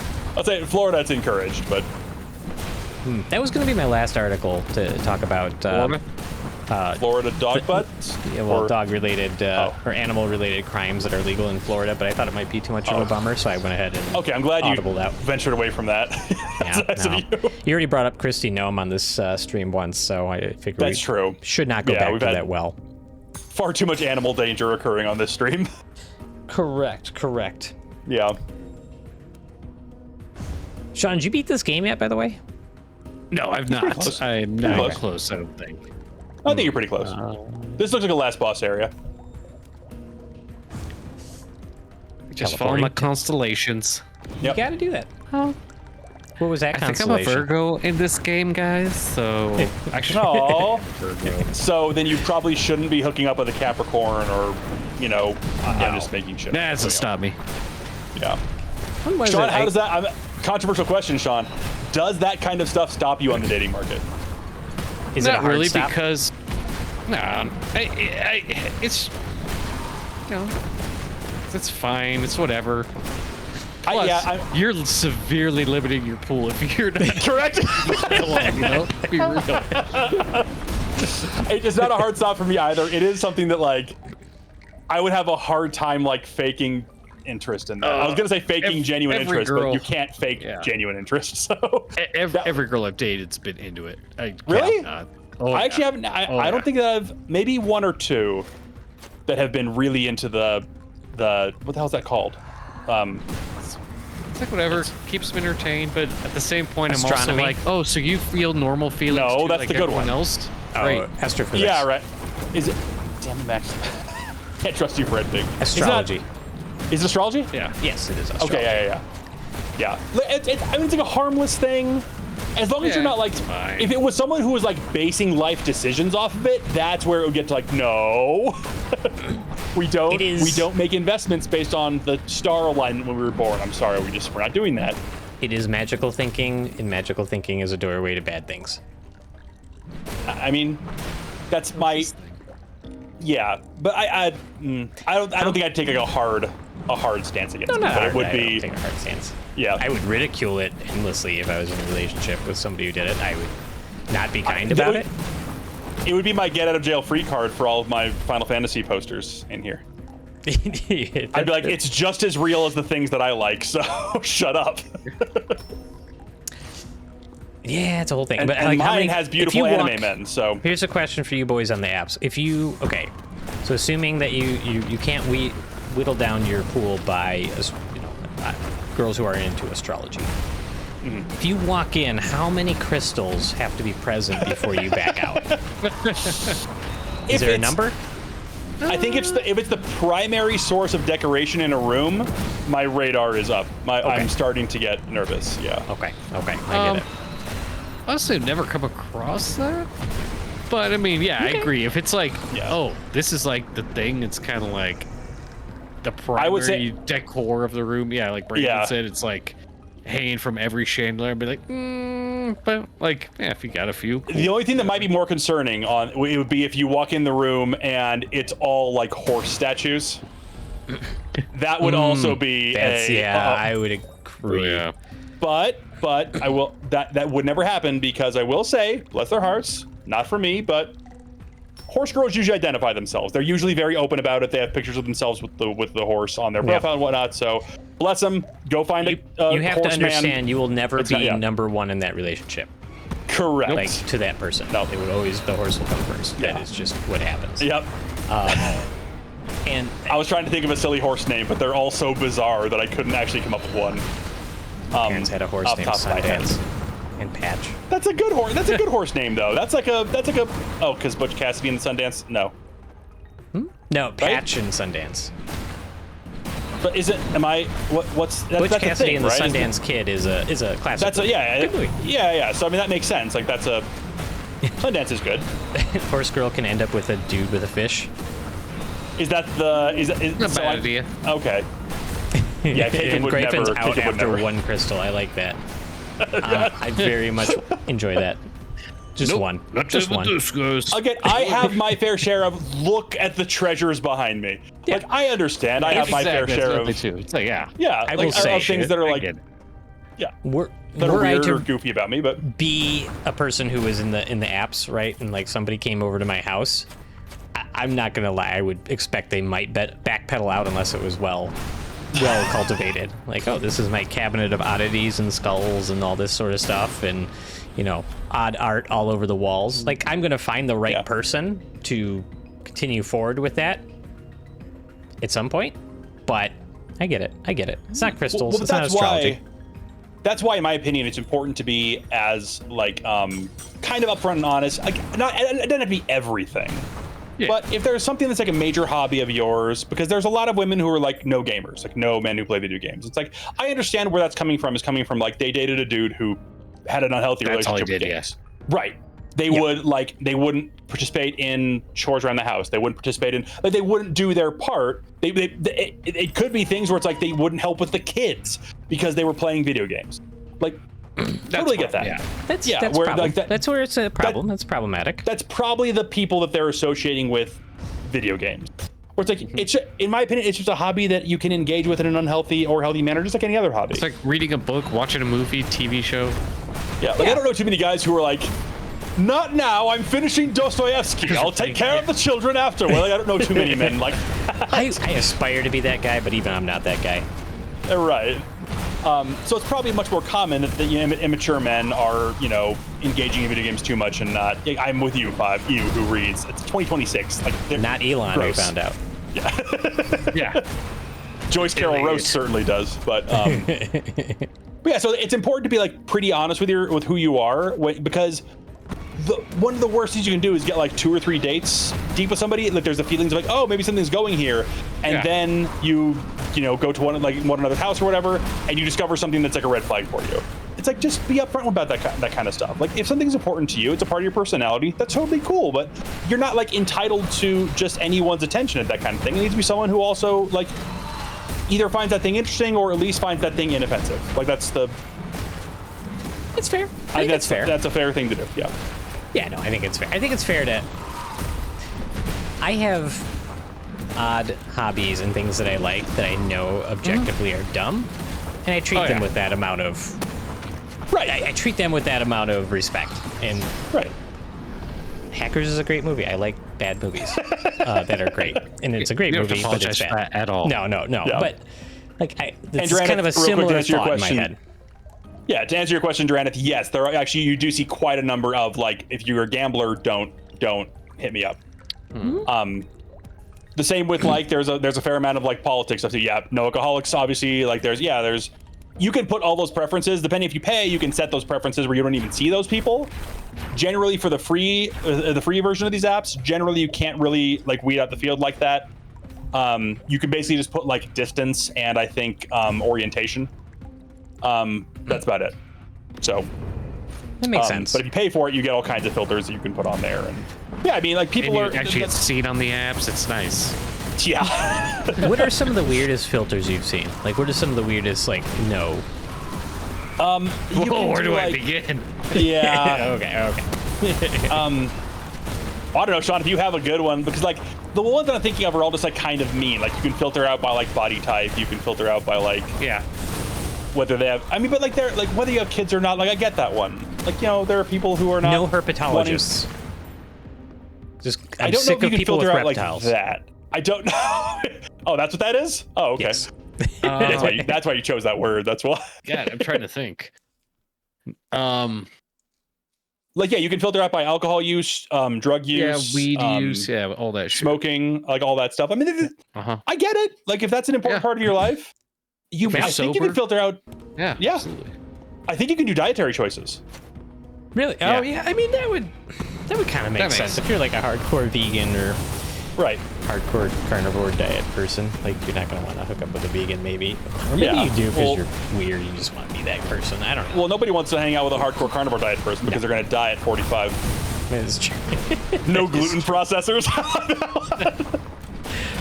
I enjoy that. That's pretty amazing. I have the one other article. I'm going to save it, by the way. Let's just cruise out. Let's keep Yeah, on I this remember tangent. one. I remember one now. I have two funny stories. So one was I had one girl who was legit like allergic to everything, like eggs, penicillin, like weeds. Eggs would make me very sad. Yeah, like she was allergic to everything.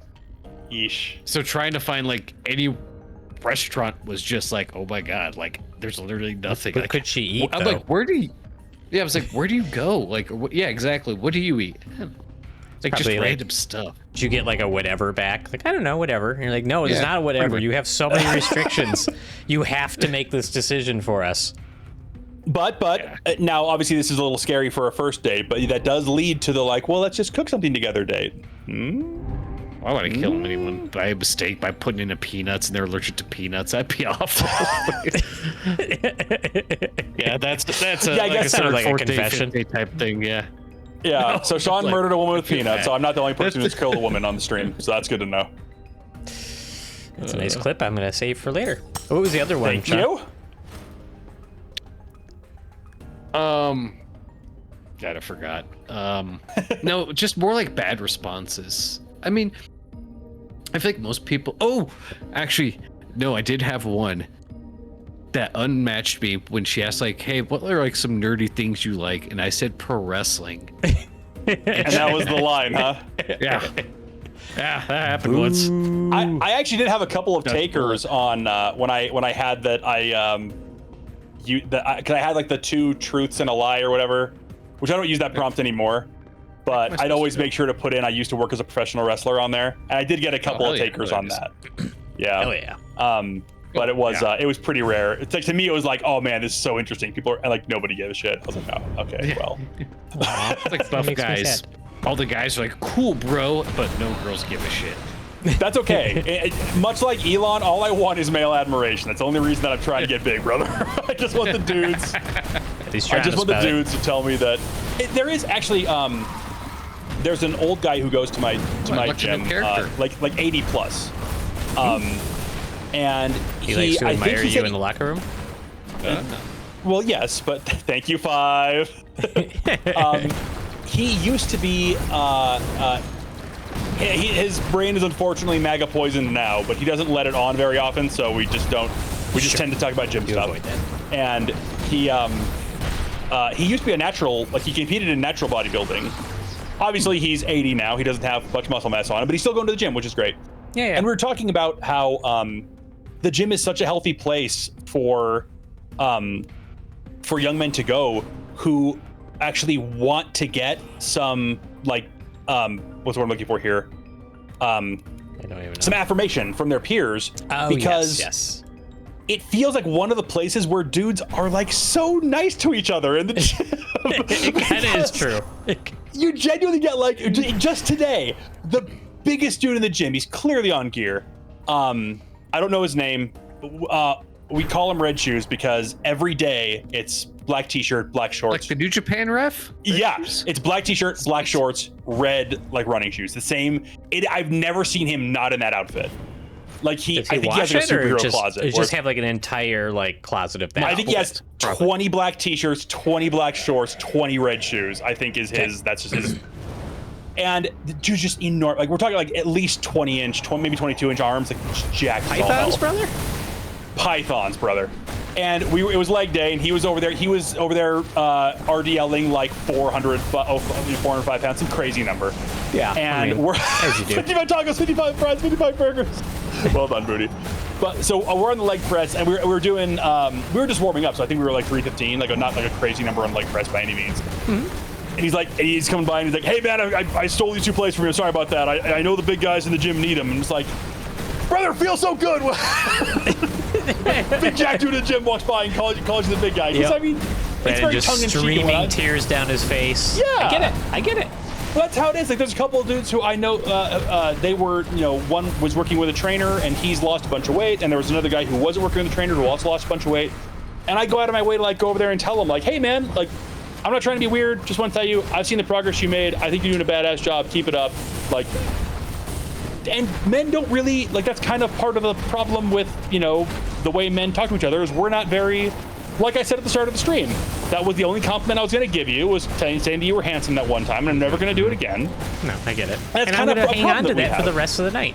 So you're right. Right. Is that we don't, women always talk each other up, which is a good thing. It's something that we should emulate that they do.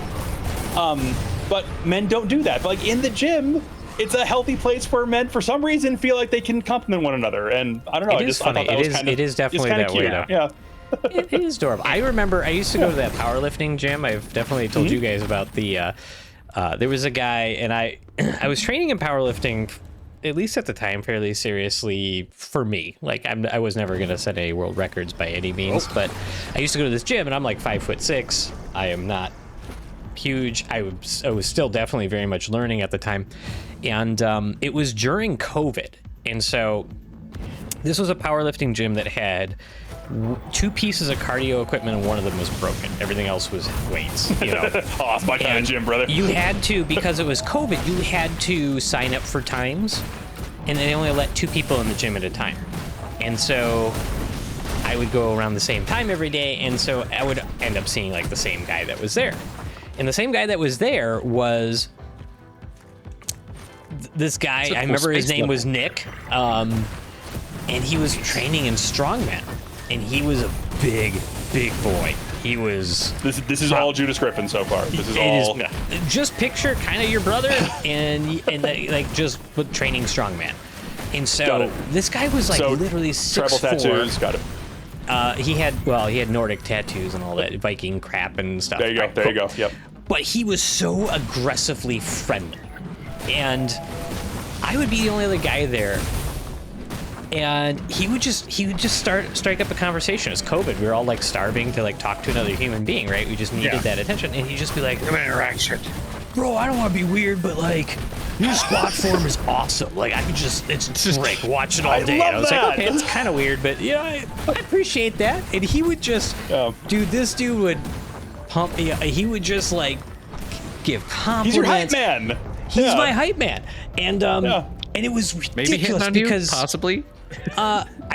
Truthfully, and that would have been flattered if that was the case. But this was just a dude who loved weights. He loved being in the gym. He loved seeing other people in the gym, and so he was there to like boost me. I remember one time I was doing like strict press, and he came over. He's like, "Man, I don't want to be that guy, but if you want advice, this is my favorite lift." And I was like, "Yeah, get laid on me." And he was like, "I love the log lift.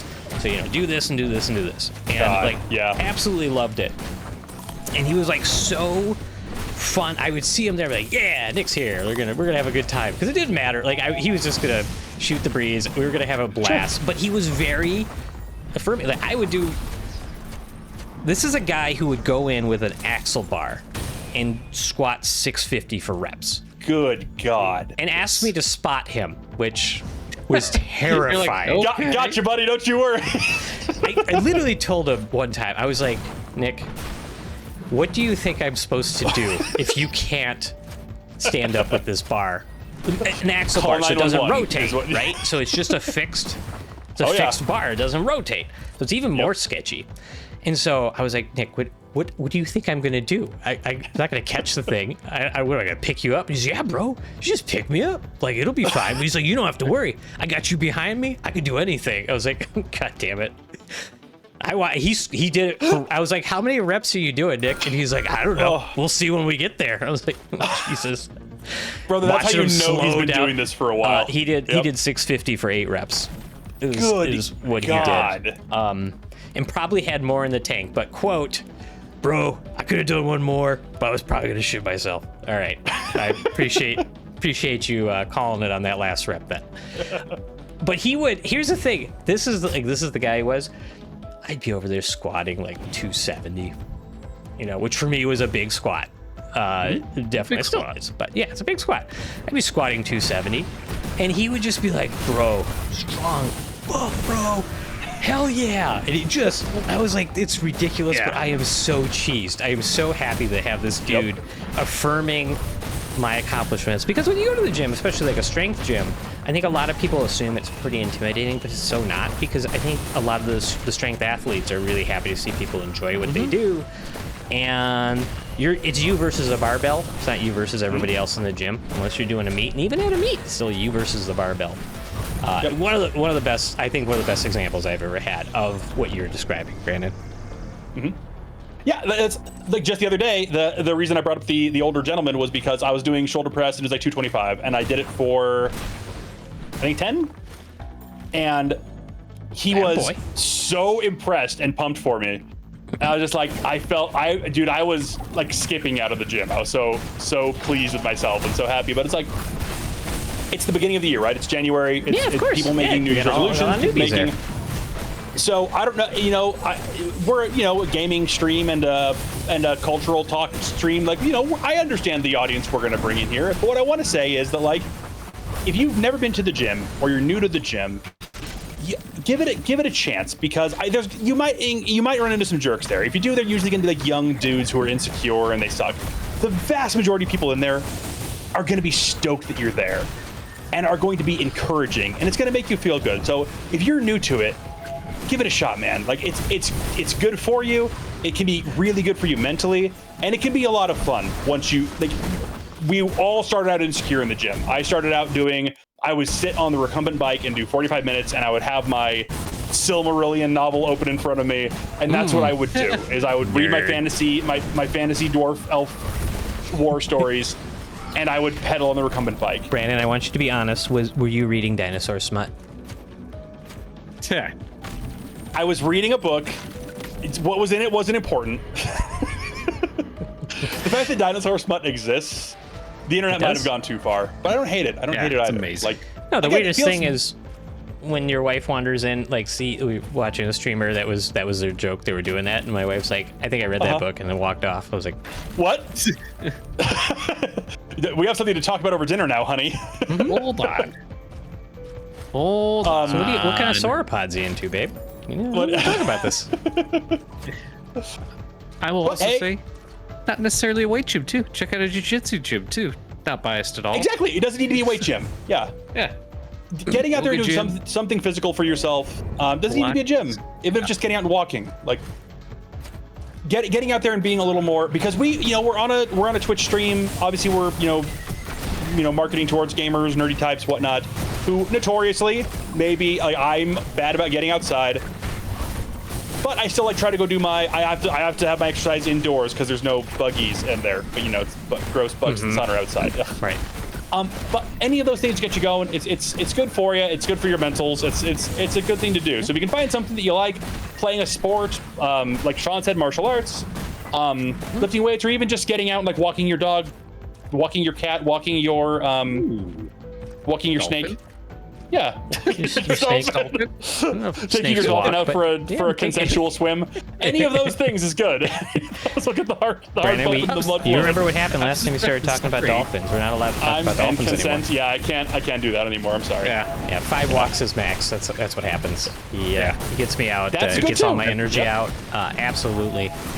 Yeah, I think that's reasonable. And in sports too, I play hockey. It's my other main thing. It's my deal. He plays hockey. He does woodworking. He's a medical doctor. He's a perfect man, and he's spoken for. So sorry. So, but you can settle for Sean or I if you're in the audience and viewing this. So I mean, that's not a bad consolation prize, right? Right? Yeah. No. Sean's a good-looking dude. He's relatively lean. I'm I'm here too. You're a big, powerful boy. You just need to own That's it. right. Yeah. I give you great hugs. You want to get shoulder pressed? Go to Brandon. That's right. Yeah, bro. You want uppies? You go to Brandon. That's right. I would go to Brandon for up. Actually, I go to Nick for uppies. Let's. No, be we'd real. all go to Nick for uppies. Sure. Yeah, the only adult I go in to the Nick room. for uppies. Yeah. I want Nick to gorilla press slam me over his head. 'Cause I think he could.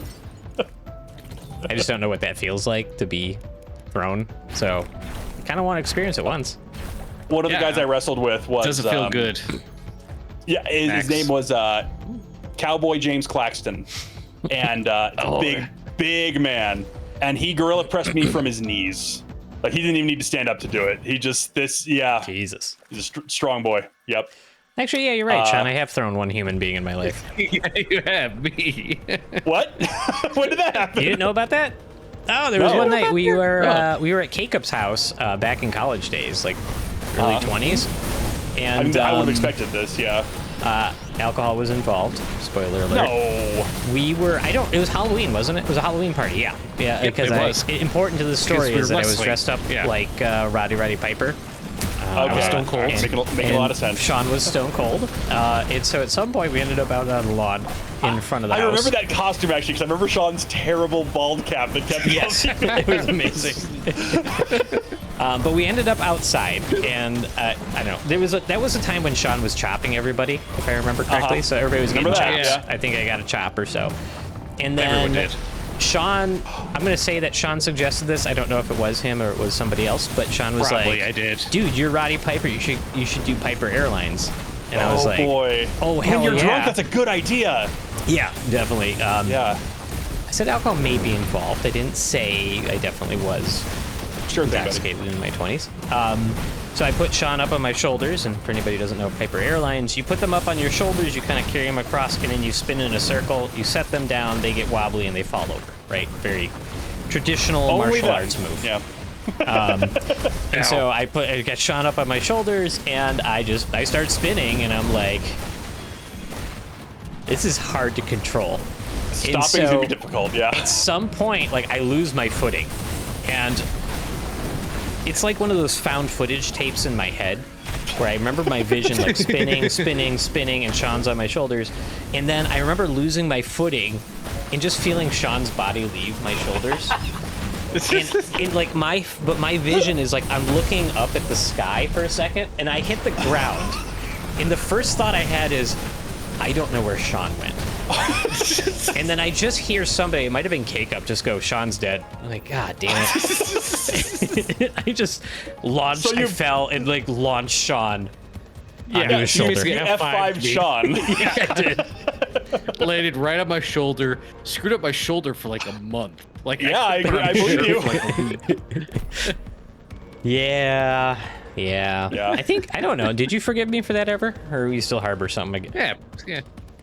I forgave you a while ago.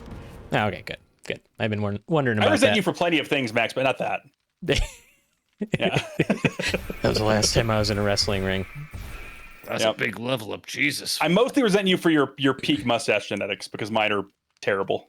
I can't shoulder press 225, but I can grow a mustache, so we all have our gifts. Mm-hmm. Exactly. That is the thing. So, We had a wrap-up point here, Sean. It looks like yeah, looks like we unlocked a might new be. character. Whatever that You unlocked a new is. character? Oh, there we go. Look at that gazelle. It's a Dear muscle Lord. mommy gazelle lady. It's a sage from the Lunar Arcane Society. Society? Ooh. Well, Bill first. hey, Brandon, how fast do you think you can do a wrap-up speech while we proceed towards ads? I got this. It was a fun one tonight, boys. Thank you for the conversation. Chatters, thank you for participating in the conversation. Viewers, thank you for stopping by. If you could please do us a favor, if you could please follow us here on Twitch and then over on our YouTube, that's at Save Point Society. We'll If you could please like, comment, subscribe, hit the notification bell. And when you see our stuff out there, the big things are please like and comment. Helps drive the helps get us into the algorithm. Helps us grow the channel. We're trying to grow in 2026, and we appreciate any way you can help with that. And if you have any suggestions, jump into our Discord. The link's at the bottom of the screen here on Twitch. Leave articles. We're using them. So leave articles. Exactly. We love it. Pop articles in there. Durandith, we're grabbing yours next time. We have lots of fun in that Discord channel. Get in there, say hi, and become part of the society. We love you. Yeah. And speaking of society, do us a favor, and we're gonna go over and raid Lady Magritte. Let's give some love, and we'll see. She's playing Power Wash Simulator. I'm excited. We should all be excited. She's good people. So let's go say hi. Thanks everybody for coming. We'll see you next time. Bye. Bye.